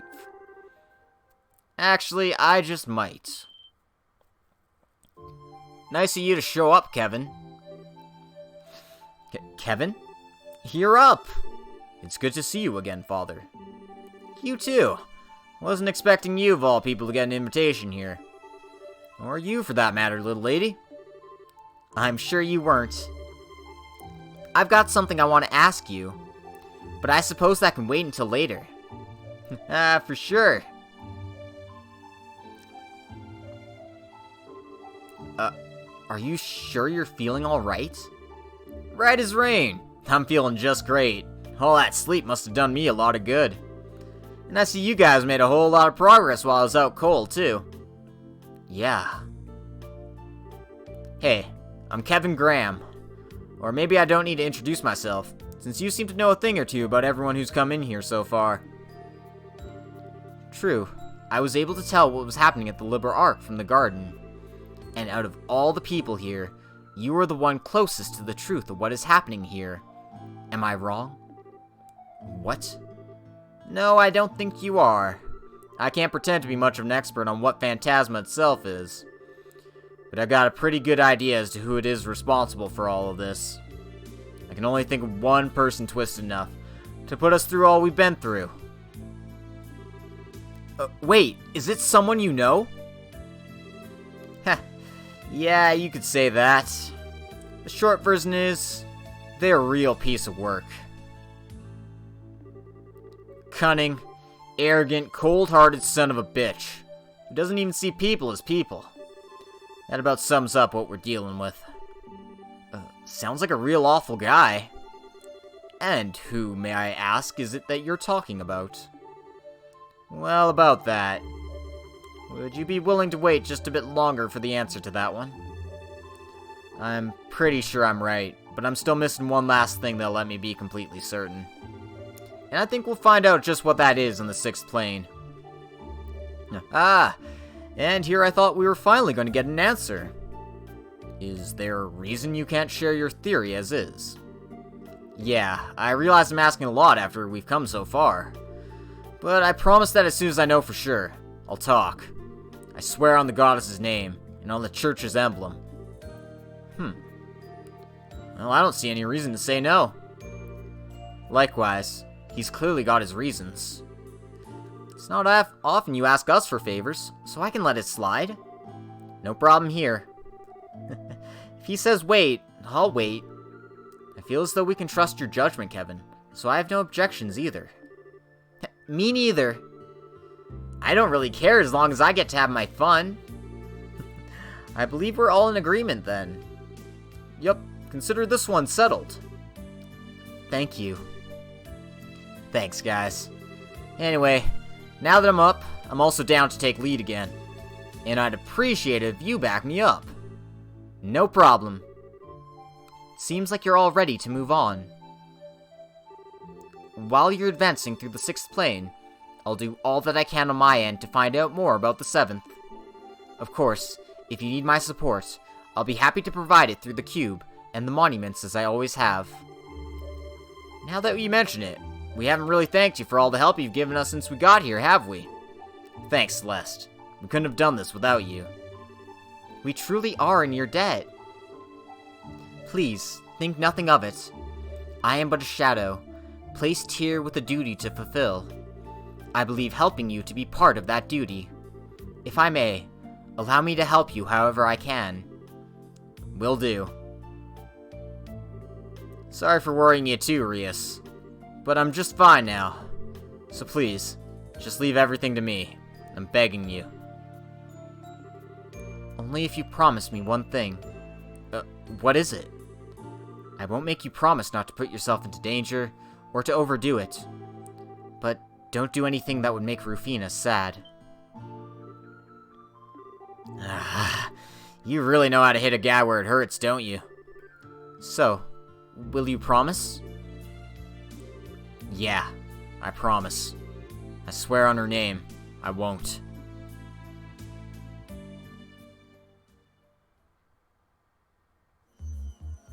Alright, so Kevin's in our party, and he's actually the only one locked in our party now. We don't have to bring Rias with us if we don't want to. But guess what? Let's go. I'm bringing Rias with us because I want to. As for secondary party members, Do it. we've got a certain door to check out. Mueller, Olivier, it's your time to shine, darlings. Alright. But also, we should go bug people around here. And considering I need to bug people, maybe I shouldn't have had Mueller and Olivier in my party, since I'm just gonna have to switch them out later. Hey, Sin was saying something kind of cool earlier. Says this place is perfect for martial arts training. Damn it, dude. You just want to fight Zin, don't you?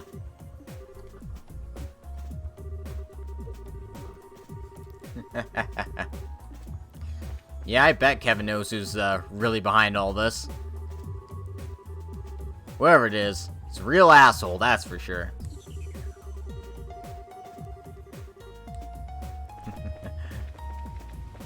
So our fight buddies are gonna go fighting.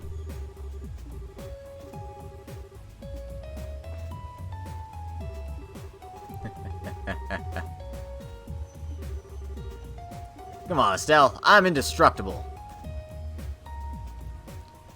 After all, I have the holiest of lights to act as my shield. You're supposed to be a Dominion, but you wouldn't believe it from that shameful show of weakness. Oh, dear.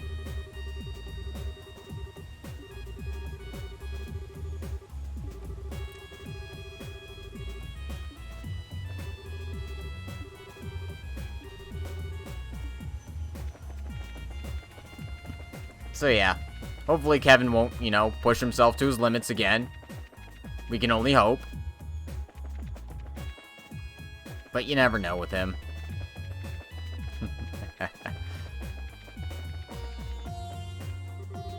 It's almost startling how many books are here. This world really does make no sense.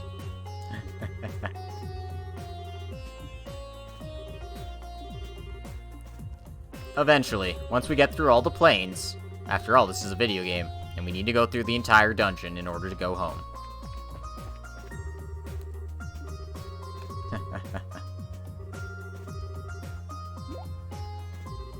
Oh, look at this weird one. From Fat to Fit by Gilbert Stein. These bookcases really are weird.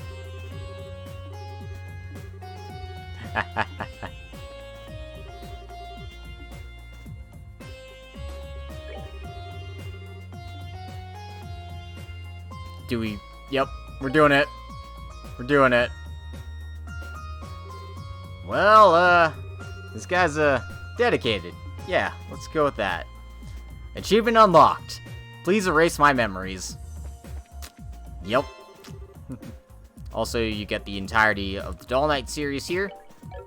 So if you're feeling like reading that, this is where you can do it to it.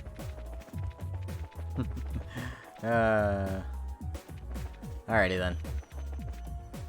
Let's bug the group that's hanging out over here. Oh, don't be. I wasn't worried about you in the slightest.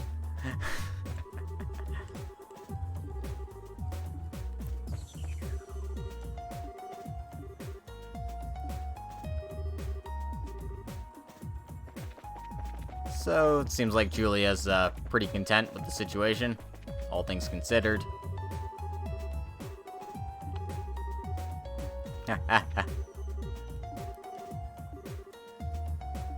Professor called him a steel cougar. That doesn't sound like the kind of cat I'm thinking of. Oh, jeez.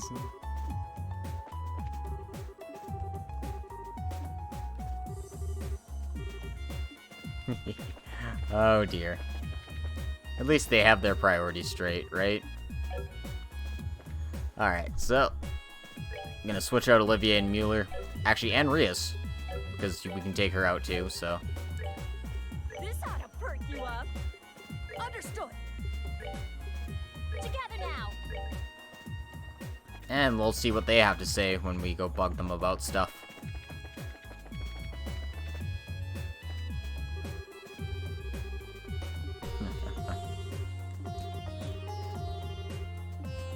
Alright. Seems like he just wants some sweet, sweet revenge.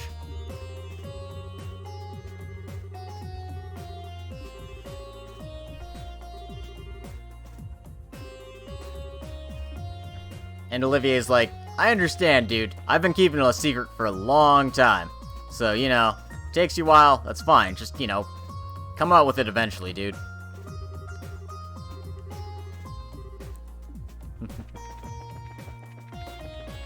And now we just gotta find Rias, wherever she's, hiding her booty.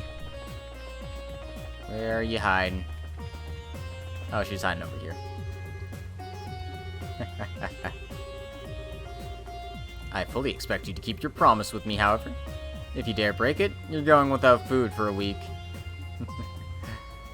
Alright.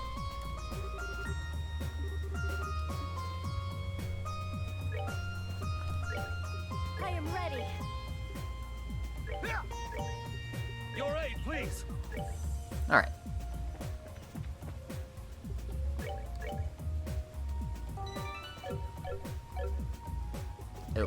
Alright, now that we've done all that talking to people, all that stuff.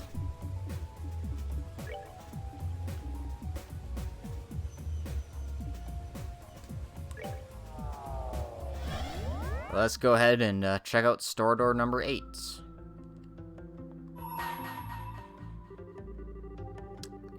Bring to me the playful minstrel and his closest ally against the beast they seek to overcome.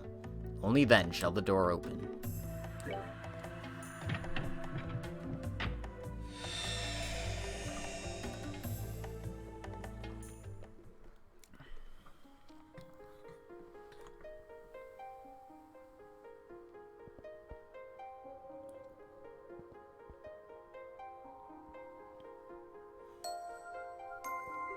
And after this door, I'll be calling it an episode, so I shall grant you a memory fragment and my blessing.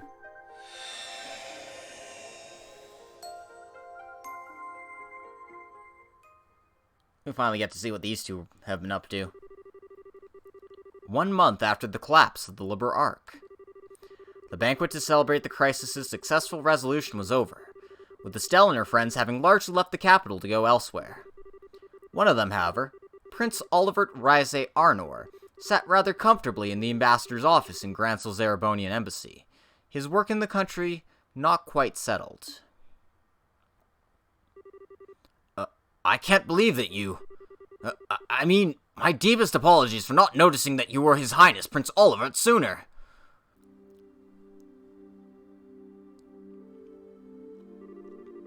Oh, I'm not surprised you never realized. I may be a prince, but my mother is a commoner. What point is there in bothering to remember my face? It's not as though I often showed myself in the palace, or attended high society gatherings. Knowing me certainly isn't going to help you in moving up the ranks, my friend. There's no need to be so humble, Your Highness. Besides, I'm actually rather grateful to you, Ambassador. You gave me all kinds of useful advice during my stay here at the embassy, that I'm sure will be to my benefit in the future. Well-meant words such as, act like a man of the Empire for once in your life, and stop idling here, go home and try doing some damned work. Your Highness, Your Highness, I think you've tormented him enough for one day. The ambassador behaved in the same way as any other sane man would in his position. If anything, I'd say he has every right to be angry at us for keeping the truth from him for so long. But Mueller... I suppose you're right. I'll spare him any more teasing for now. I actually wasn't joking about being grateful to you, though. You truly have done admirable work over the past month. I have? Acting as a pipeline with the Empire, checking the safety of Erebonians residing in Liberl, helping the international liner service to resume. And those are only the tip of the iceberg. You've done so much more. You have my deepest thanks as a prince of the Empire. I am not worthy of such praise, Your Highness. You, however, deserve the utmost for braving the danger you did flying up to the Liberl Arc. All of what happened seems to have caused quite the commotion in our homeland. So the people seem to be rather relieved now that they know the danger has passed.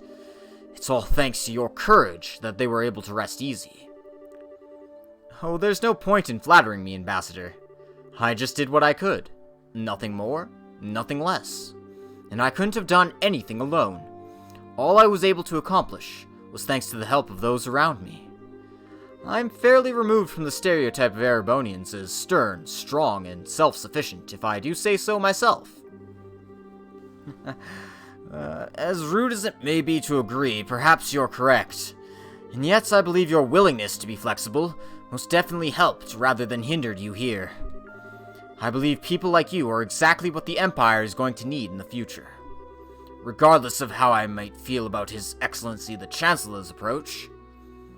Ambassador. Well, this is a surprise. I was under the impression that you supported the Chancellor. Then again, you are a noble. Does that lead you to oppose his reformist policies, perhaps? I may be a noble on paper, but I'm only a baron. All in all, I generally fall in favor of his reformist policies. Be that as it may, while this may just be the result of being in Liberl for so long, and being influenced by the ways of its people, I do sometimes find myself becoming frightened by his hardline approach. I can't help but wonder exactly what direction he's trying to take our old nation. Interesting. Your Highness. Oh, I was just thinking I was quite glad to have taken the chance to engage in such fruitful talk with you before departing the country. I pray that you will continue doing all you can to ensure the peace of Liberl and its surrounding nations while I'm gone. Preferably in cooperation with Ambassador Cochrane. Yes, let's not forget her, I suppose. Still, it's true that since the Non-Aggression Pact was signed, there have been some progress with regards to the Crossbell problem. And given that it was Liberl who proposed said pact, that makes my role in future negotiations very important indeed. I presume that is what you're trying to say. You're a sharp one, my good man. Excellent. Now I can return to the capital with my mind at ease. Leave everything here to me, your highness. I will be looking forward to hearing what you achieve back in our homeland. And Osborne's been working tirelessly for this, dude. Ever since he had to give him up, he's like, well, if I can't be a good dad to him, I'll at least make a harem for him. Because that's my duty as a father. This truly is a country like no other. I never thought the day would come when I would hear things like that from a noble of the Empire. Indeed, he's apparently somewhat less of an obstinate man than I thought he was. Perhaps this nation's very air has the power to genuinely change people. It seems to have had an effect on you, too. I feel like I'm seeing a lot more smiles from you these days than I used to. I'm loath to admit it, but that may well be true. I still find myself wishing that you would learn from Liberlian's dignity and sense of restraint, however. Two qualities you don't particularly possess in any measure. In fact, you have far too much of their opposites. You say that, but these qualities are the only weapon that I have. I don't have much that will allow me to compete against the Chancellor. I need to use what little happens to be tucked in my corner as best I can. Have there been any changes to our plans? None. We should be able to proceed as arranged. 3 days ago, the Chancellor left the capital on a tour of Eastern Erebonia. Tomorrow, you will be returning there aboard the RCL, while he's still out in the east. All those who need to be made aware of our return have been given proper notice. Your arrival in Erebonia will make a real impact. Of that I am certain. What potential obstructions to the plan are there at present? Nothing major. There seem to be some movements from the Intelligence Division's 4th Subdivision, but not much. There's a chance that everyone's being cautious because the RCL is involved. But I'd put greater odds on the idea that everyone is just treating this as a pompous performance by you, and not taking it seriously. Well, they'd be right to. It is. I've no choice but to start here, even if that means I have to use Liberl. And if I'm going to put on a show, why not put on the finest one the skies have ever seen? I suppose I can't argue that.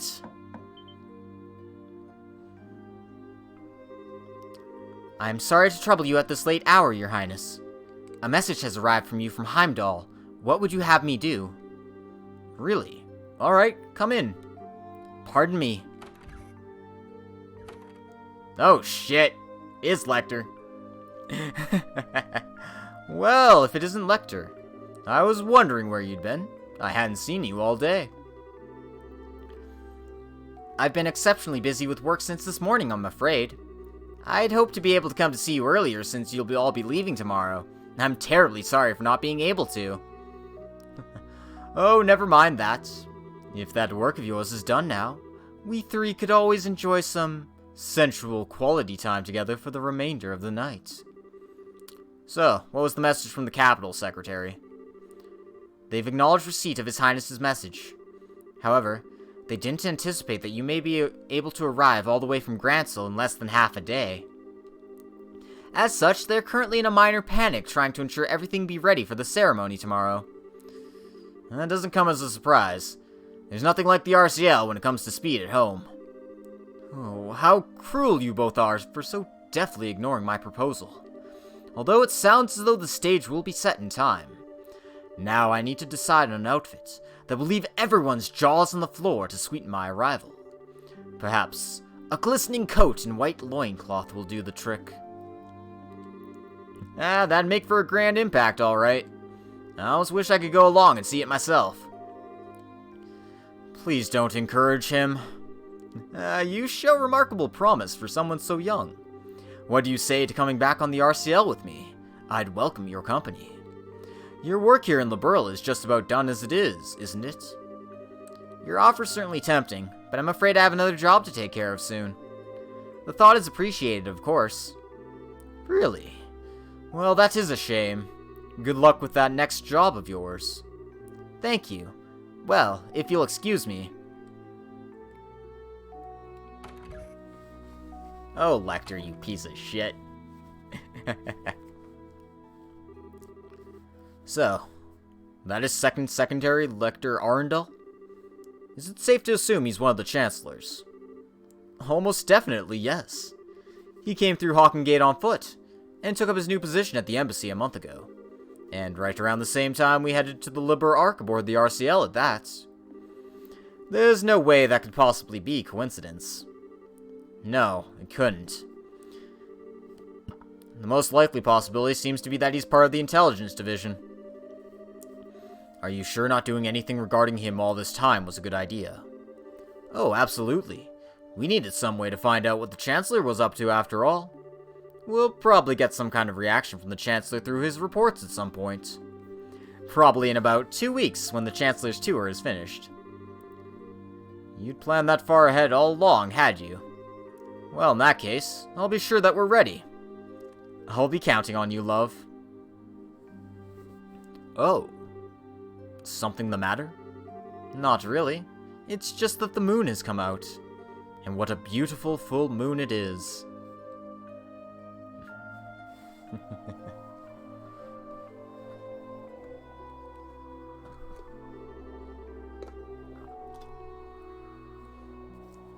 It's strange to think that this will be the last time we'll see the moon from here. Truth be told, I'm going to miss it. Well, well. It looks like putting a smile on your face a little more often isn't the only thing Liberl's done for you. It's opened your eyes to life's natural beauty as well. But in all seriousness, we'll just have to do all we can to be able to come back and see it again one day. While we're both still alive. Indeed.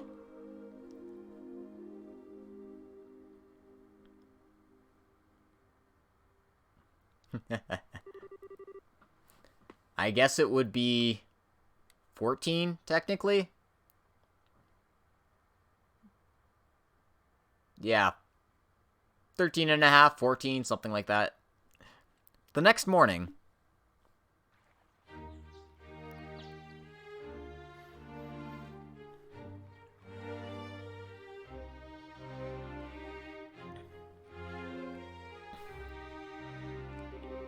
Your Majesty, Your Highness, I humbly thank you both for your generous hospitality during my stay in your fine kingdom.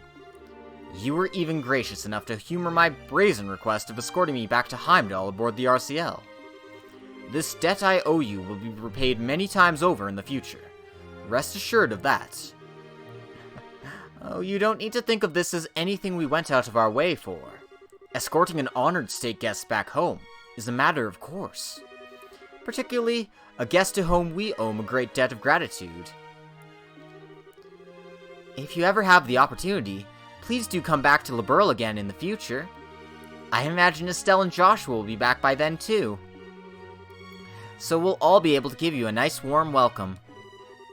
I'm already excited for my next visit. Have they left the country yet, by the way? They're busy getting ready to leave over in Roland at the moment, I believe. I'm planning to see them off when the time comes. I see. Incidentally, while the ruins of Hamel are currently sealed off, I'll do what I can on my end to ensure that they're allowed inside. Could I trouble you to pass that along to them? Certainly.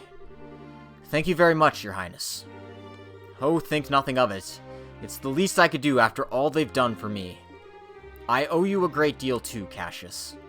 If not for your assistance, stopping that armored division from crossing into Liberl wouldn't have been as simple as it was. I could say the same to you.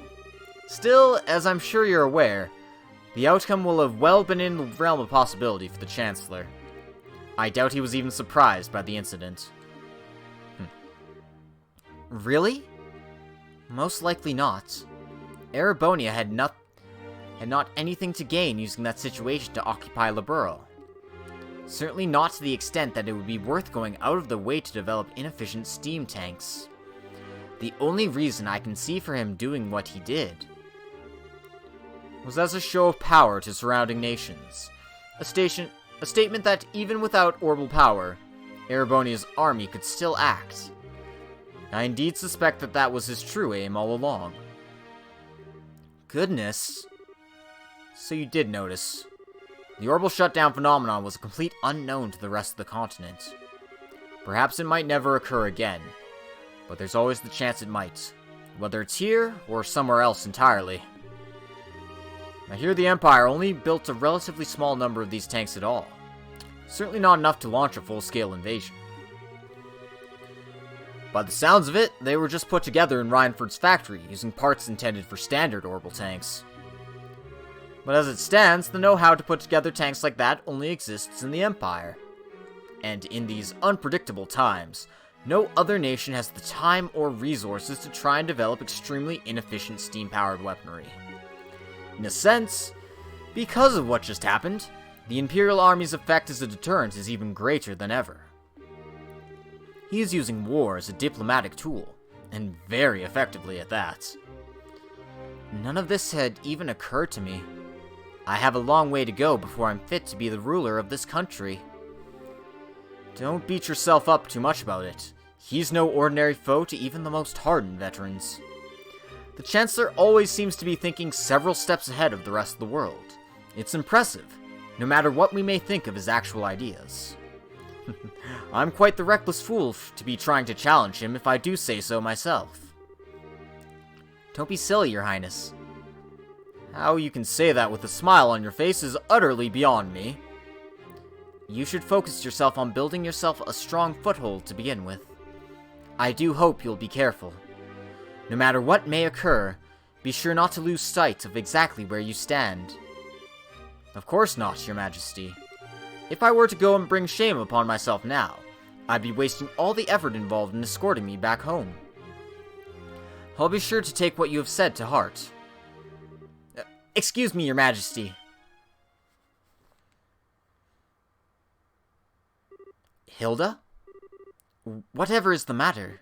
It is not often I see you so flustered. My apologies, Your Majesty. It's just that a guest for you arrived all of a sudden at the castle. Ordinarily, I would not have rushed in while you were meeting with others, but the visitor is so irregular that I thought you should know at once. Irregular? How so? It sounds like it's about time I take my leave, then. Actually, the visitor said he would like to greet you as well, and not just Her Majesty. What? Hilda, just who is this visitor? Well, he introduced himself as Chancellor Gileath Osborne of the Erebonian Empire.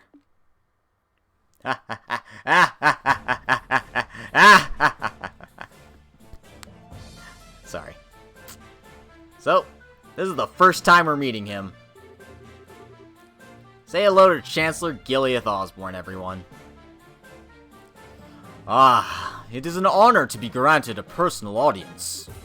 I am Gileath Osborne, representative of the Imperial Government.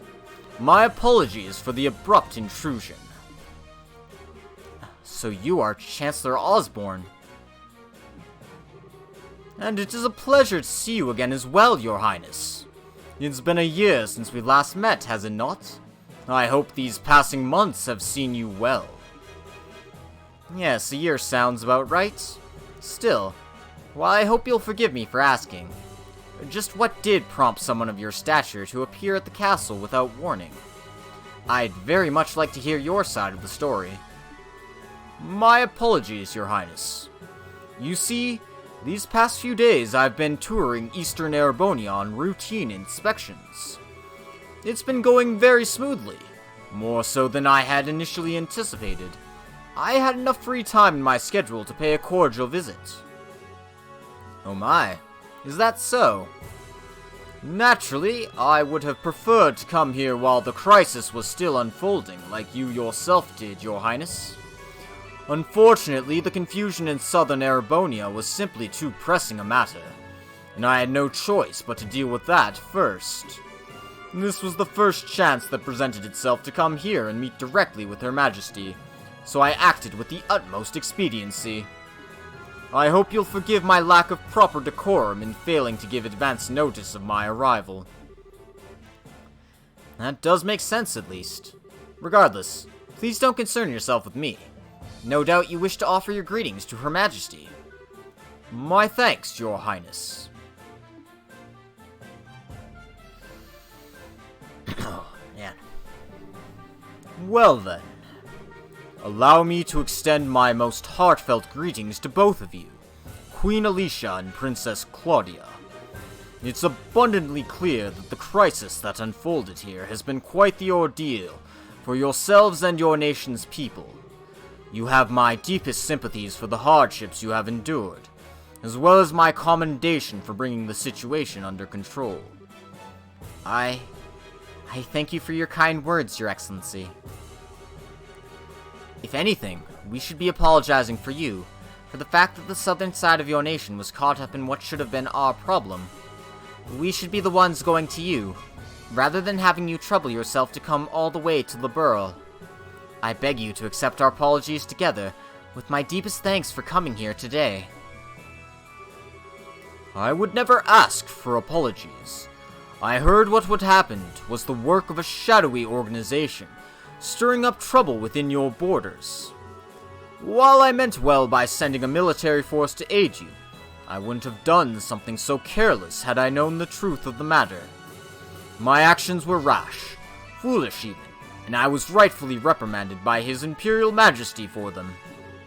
Oh my. Fortunately, His Highness the Prince was able to act with all due haste to put right my misstep, before even greater harm was done. I owe you a great debt of gratitude for that, Your Highness. And congratulations besides, for your part in bringing an end to the crisis. Oh, I did nothing out of the ordinary. I had a lot of help from Her Majesty, Her Highness, and Brigadier General Bright was here too.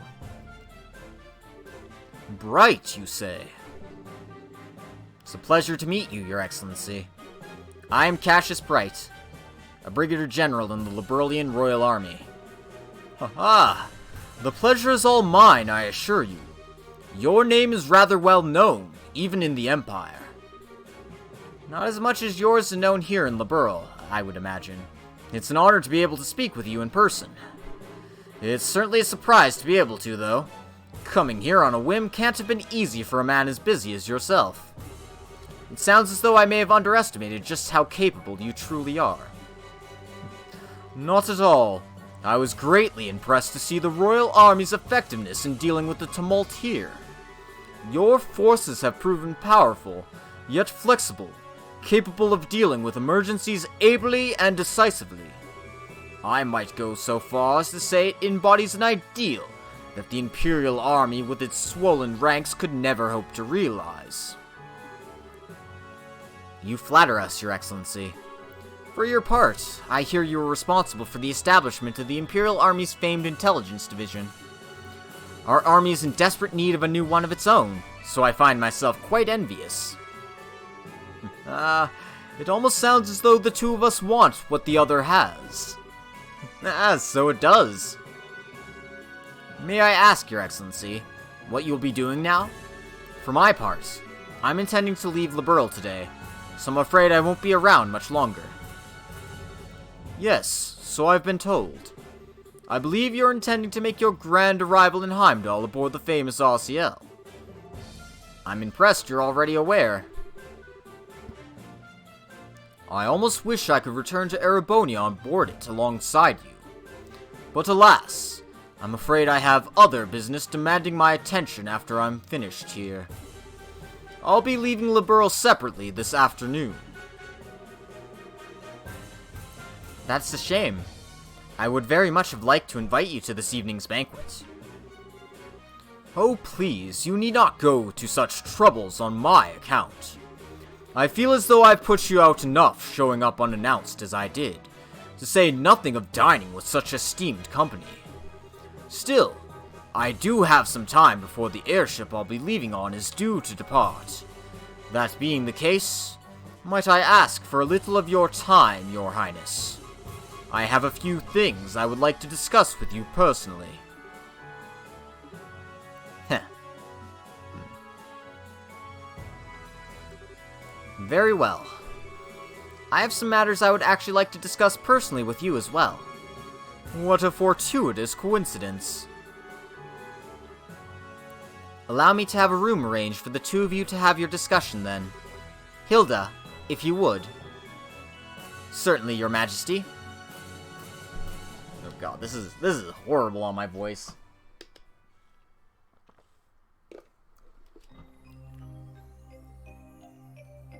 Should have brought some water. I knew I was going to be doing an Osborne chapter. Just gonna do that. Whatever.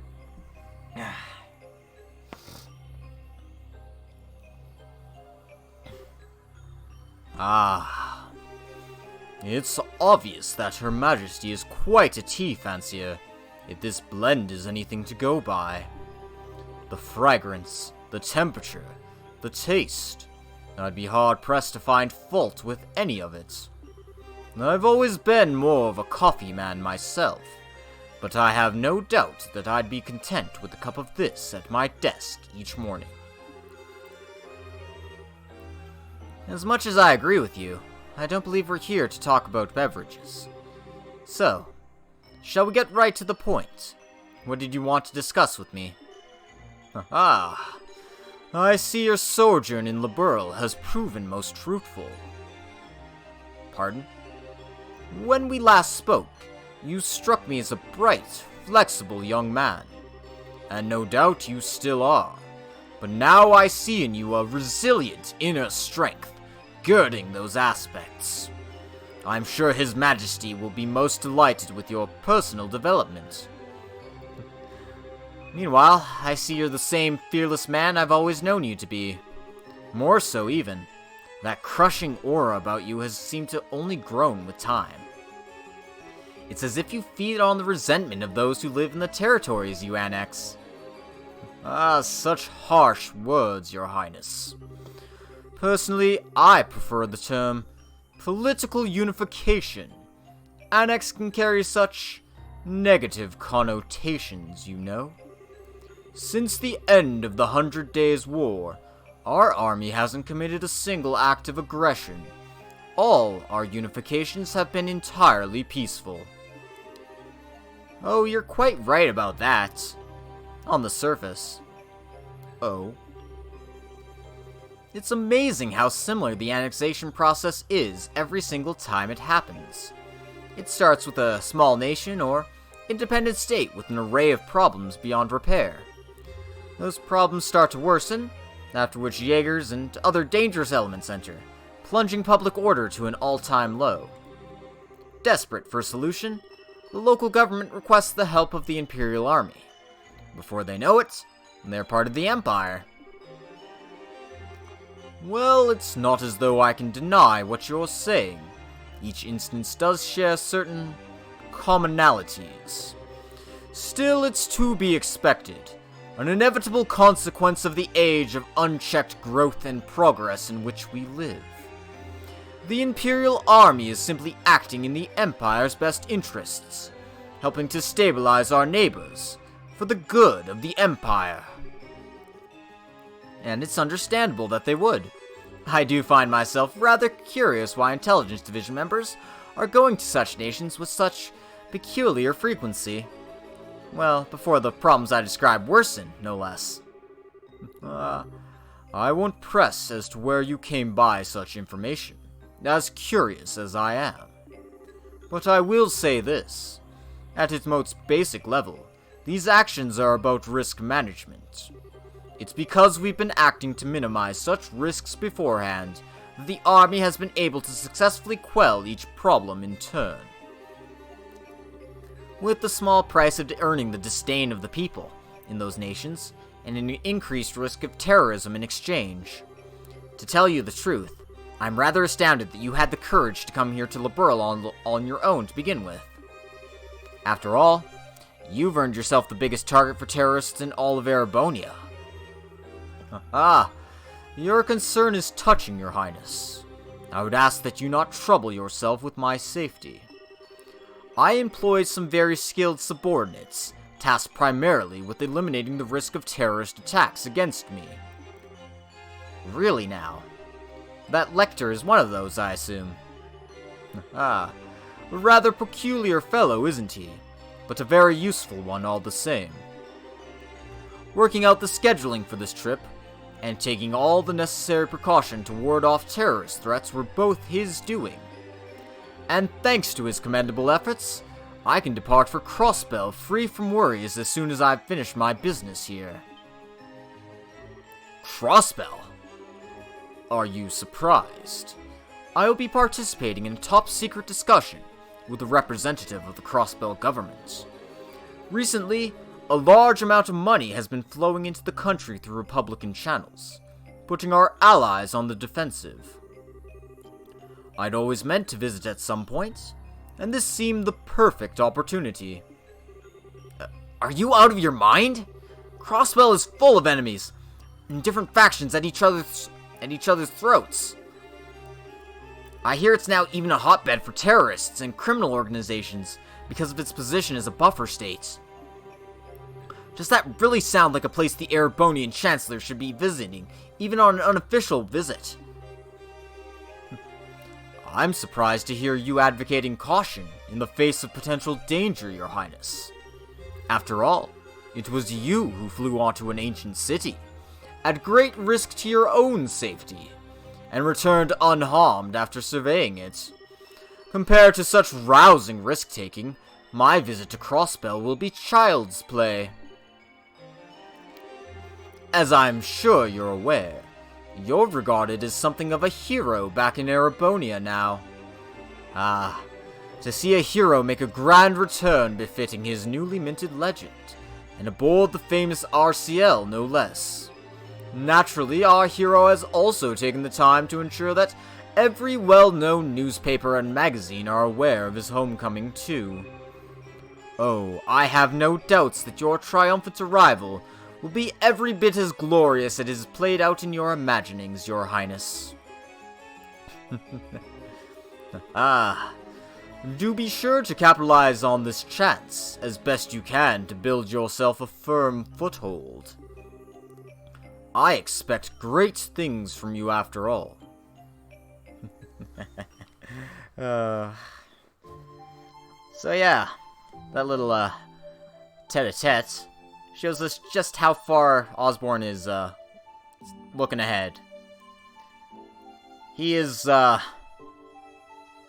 he's playing card games while everyone else is figuring out how a chessboard works.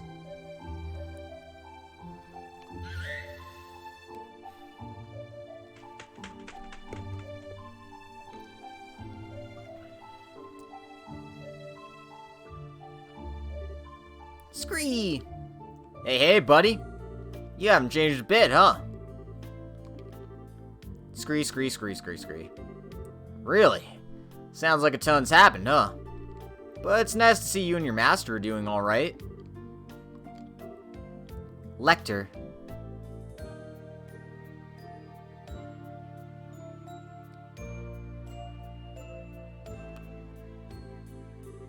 Well. Good day to you, Your Highness. I pray I'm not causing any trouble by taking a tour of the castle like this. The view from this terrace certainly is beautiful, isn't it? What happened to you, Lecter? How did you end up working for Chancellor Osborne? I'm sorry. I haven't the faintest idea what you mean. Are you perchance mistaking me for someone else? Your name is Lecter Arundel. You were the student council president at Genus Royal Academy, which you attended before leaving suddenly 2 years ago. So no, I am not mistaking you for someone else. Ah, that's where you're wrong, because my name is actually Lech Terrandal. I can certainly see how our names could become mixed up, however. They are scarily close. Still, now you know. Please, just call me Lech. Don't try and joke around with me, Lecter. Do you have any idea how worried all of us were when you disappeared without a word? You submitted your notice to leave the academy, and then were never seen again. Even the otherwise calm Leo let out a cry of anger when he found out. All Lucy could do was give a sad smile and say, "This is just like him," the whole time with tears in her eyes. Jill and Hans were heartbroken. So was I. Yet after all that, after all this time, you finally show yourself, knowing full well that I'm here, and this is how you act, by pretending you're someone else. Lecter! Sorry, no need for the scary glare. You're still taking things way too seriously. Looks like it'll take more than stepping up as the crown princess to change that part of you. Oh. But you know, seeing you makes me feel kind of relieved. I always figured if someone like you became crown princess, you'd have virtually no freedom to do anything other than work. But from all that's reached my ears, it sounds like you're actually doing alright for yourself. And you even made some great new friends after I left the academy, didn't you? Nice. I sure did. Nonetheless, it's thanks to you that I was able to change it all. You were the one who gave me the first push in the right direction. I never got the chance to thank you properly after you left. But all this time, I've always been grateful to you. Well, consider me honored. Do I get a kiss in return? You do not. I may feel respect towards you, but nothing romantic. Aw, that's a bummer. There's me, all taken in by how pretty you'd become, wondering if this could be the start of something downright magical. What happens instead? My dreams of romance and sweet smooches are crushed to nothing before they can even begin. I know you don't mean a word of that, you know. You're looking very sharp yourself, though. It's surprising to see. Every time I'd seen you before today, it was in that heavily frayed uniform worn in the most sloppy way imaginable. I think you'll find I was merely making a fashion statement. That wasn't laziness or slobbishness. Every part of it was carefully calculated and considered to have maximum effect. The scary thing is, I actually believe you. You always seemed as if you cared for nothing, but having fun and causing trouble. Yet when it came down to it, you were wise beyond your years. And I finally seen part of the reason behind that today. I'll ask you again, Lecter. How did you end up working for Chancellor Osborne like this? Just what happened to you between you submitting your notice to leave the academy and now?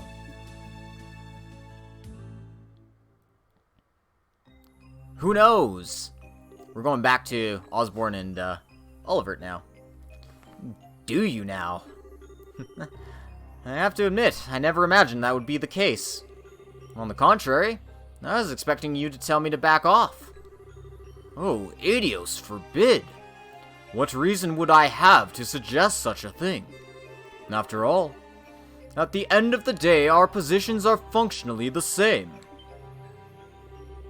I'm not sure I understand.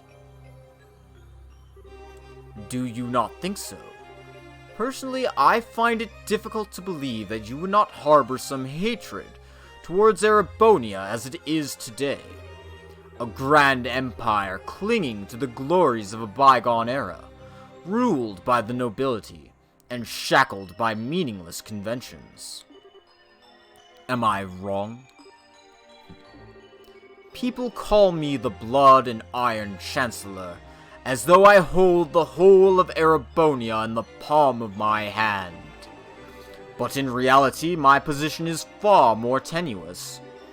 I have supporters and allies in the capital, certainly, but outside its walls, the nobility holds far more sway than any of them. And while it is true I hold a great amount of power in the form of the Imperial Army, even then, I only truly command around 70% of it. The remainder is loyal to the nobility, who also maintain their own private armies. With those factored in, my advantage shrinks substantially. So you see, I'm still very much in the midst of a battle to truly exert control. Which is why you're building railways all over the country to expand your area of influence. And you've been annexing new territories to that same end. As I've long thought, you clearly understand me better than anyone else. That is why I'll say this once again. Work with me, Your Highness. With your support, our nation will be able to bring about real reform faster than ever. The noble faction, bloated with its centuries of decadence, can be stopped before they even have the chance to unify against us. Surely that's what you desire more than anything. Let me just ask a simple question, Chancellor. What connection do you have with Ouroboros? I'm afraid I'm not quite sure what you're asking. I will say this, however. I'm a firm believer in using every resource at my disposal in the name of achieving reform. That is the way I believe in handling politics. I see. Well, it certainly does seem as though we would see eye to eye in many ways. And that's all the more reason why I'm afraid I must refuse your offer. Is that so? Yes. I find it difficult to like the rotten noble faction that exists in the Empire. Or perhaps you're right that hate is the more appropriate word. But my feelings of fear towards your methods are far greater than my feelings of hatred towards the nobles. What you seem to be doing is trying to compel Erebonians with a delusive utopia, to whip them into an enthusiastic frenzy. No doubt by successfully convincing the people, the old guard will fall into the metaphorical firestorm created. And yet by then, the gears will have already begun turning. There will be no satisfying a roused populace with a thirst for revolution. The storm will just keep growing larger and more ravenous, engulfing anything and everything in its wake. You know this, don't you, Chancellor? But of course. After all, that's what I intend to happen. It's the first stage of my reforms. Oh, man, sorry about that. I'd be more than happy to share further details with you if you would decide to work with me, Your Highness. In the meantime, I wish you well in strengthening your foothold back in the Empire. Of course, if that's your intention, you'll find it a necessity to work with those nobles you so despise. You truly do see everything, don't you? Well, that sounds like the noon bell. The airship should be arriving shortly. Which means it's time for me to take my leave, I'm afraid. I look forward to seeing you in the capital in 2 weeks' time.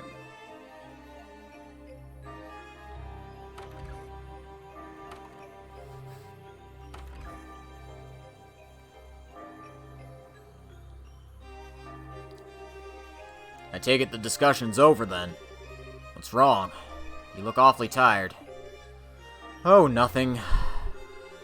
I'm just feeling awed anew at what a monster I decided to pick a fight with. Well, yeah. He wants to set the world ablaze in Storm of Glory. Oopsie, I think it's probably about time for the airship to arrive. I'm gonna have to stop you there and get going.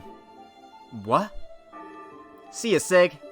Next time I see ya, I'll bring you some Erebonian salami as a souvenir, okay? Scream! Wait. Are you planning to just disappear without telling me anything a second time? Oh. I got an important question for you. Did you fall in love with someone while I was away? Hit the nail on the head, huh? Aw, that's so cute. First love, right? How's that feel? Heart all flutter one minute, end of the world the next? Don't you dare start teasing me. Damn it, Chloe, you can do better than this. But you're right, though. I did. He rejected me in this very spot not that long ago. Wait, you're joking, right? There's a coincidence I didn't see coming. I'm not so sure about that. Feels like you know everything sometimes. I'm not some kind of all-knowing, all-seeing divinity. That's what makes this world so interesting to me.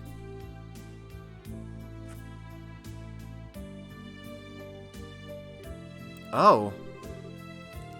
I'm happy for you, Chloe. Knowing the pain of lost loves what makes a girl blossom, in my humble opinion. Do you feel like the whole experience let you get a step closer to the person you want to be? Well, what about you? Do you feel you're getting closer to becoming the person that you want to be? By being at the Chancellor's side? Kinda hard to do that when I don't have a person I want to be to begin with. I'm just sticking with him because it feels like it'll be fun. That's all. I've been doing it since before I joined the academy, in fact. You have? That prince is proving surprisingly capable, but he still isn't a match for the Chancellor.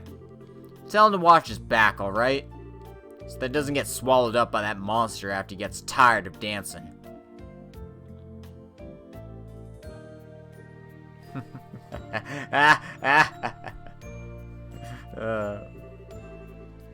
Goodbye, Lecter. Yeah, I still hate the Lecter x Chloe ship. Deal with it. It's bad. I hate it. Stop pushing it. Okay, sorry. That's my rant. Do better. Do better, Chloe.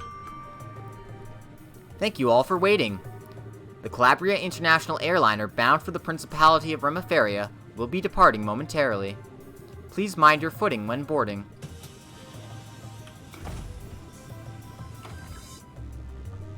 Anyway, Osborne's a real champion of the people. That's why he's boarding a, commercial airline.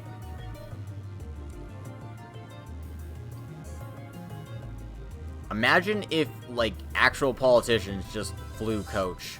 It'd probably buy them so much more respect points than they have. Considering nobody respects politicians.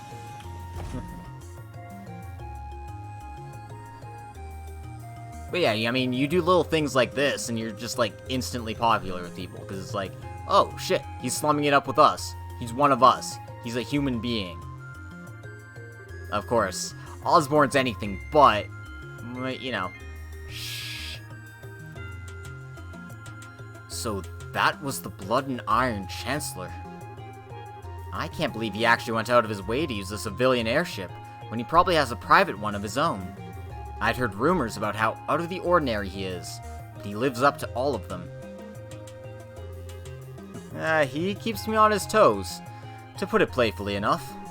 Him aside, thanks for coming all this way to see me off, Shara. I was lucky I just happened to have business here at the right time. It feels like this is going to be the last chance we get to see one another for a while, after all. Rather unfortunate, as my dream is, and always was, to live away my days in the lap of luxury, surrounded by women as beautiful as you. Well, good luck with that. Changing the subject, though, who was the young man at the Chancellor's side? He didn't strike me as your ordinary guy. Oh, you could tell. But of course, I'd say I'm used to running into people who are out of the ordinary at this point. We've sure fought enough of them.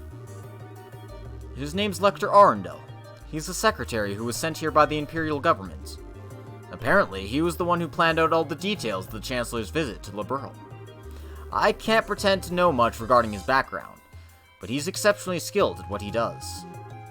Actually, I know a little. What? Oh? Is that true? Yes. Claudia explained that Lexer once attended the same academy as her, and had served as its student council president. She also mentioned about his sudden disappearance after the Academy Festival 2 years ago. Unbelievable. Then, someone connected to the Chancellor had visited Liberl first. Then he's very likely to have had his own veritable information network established here long before I even came up with the idea. I think it's safe for us to assume that's the case. Which also means that it's safe to assume he knows every detail about all that's happened here since. From the coup d'etat, to the crisis regarding the Oriole. All of it. This man gets more unbelievable by the minute. He actually gave me a message to pass on to you earlier, too. Watch your back, so you don't get swallowed up by that monster when you get tired of dancing. Whew. He sure knows how to sting where it hurts, doesn't he? Aha! I feel I can see a whole new world of pleasure opening up before my eyes. He should know better. Getting outdone at every turn like this is really not my style. What do you mean? Captain Schwartz, I have a little favor I'd like to ask for when we're in the air.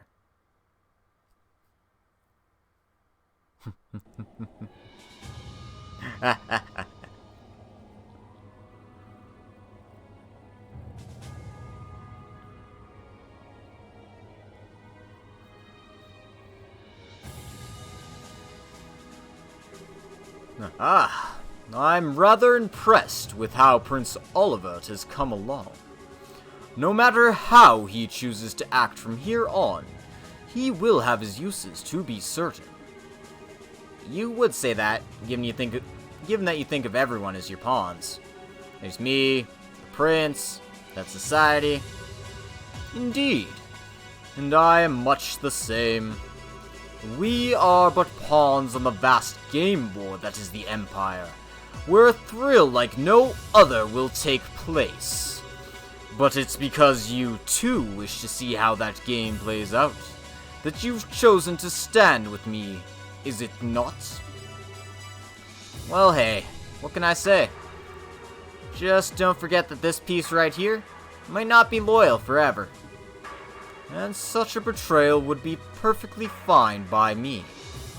Or did you honestly think I'd never consider the possibility it may happen? Just thought I'd come out and say it. How are the other Ironbloods doing, by the way? They're all doing very well by the sound of it. At the rate things are going, there's another chance all of the prince's efforts will be for naught. Perhaps I ought to hold back on him a little.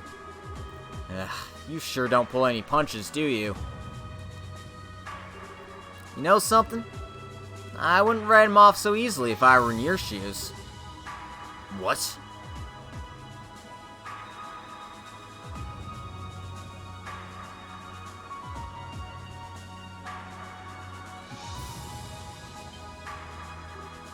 What?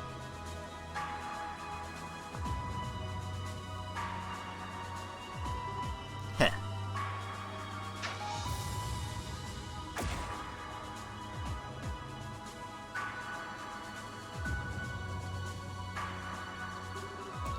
These look like rose petals? If you look out the windows on the right-hand side of the airship, you'll be able to see the famous high-speed cruiser, the RCL. We've been informed that it's on its way to the Imperial capital, with Prince Olivert on the Erebonian Empire on board, but he's also given us a message to relay to all the passengers on board today. I give thanks to Adios for the good fortune to be able to meet you today. May your journey be filled with beautiful roses and her blessings. And of course, may your journey to your homes be a safe and pleasant one. That marks the end of his message.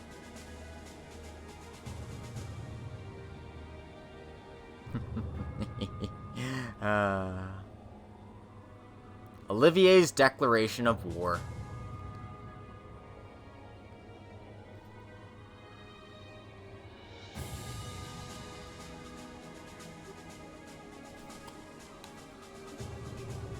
I never thought there was a bigger dumbass in the world than me. And yet, here we are.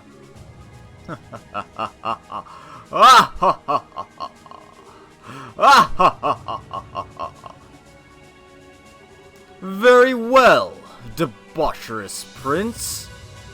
I look forward to seeing what you can do. Show me how long you can hold out against me.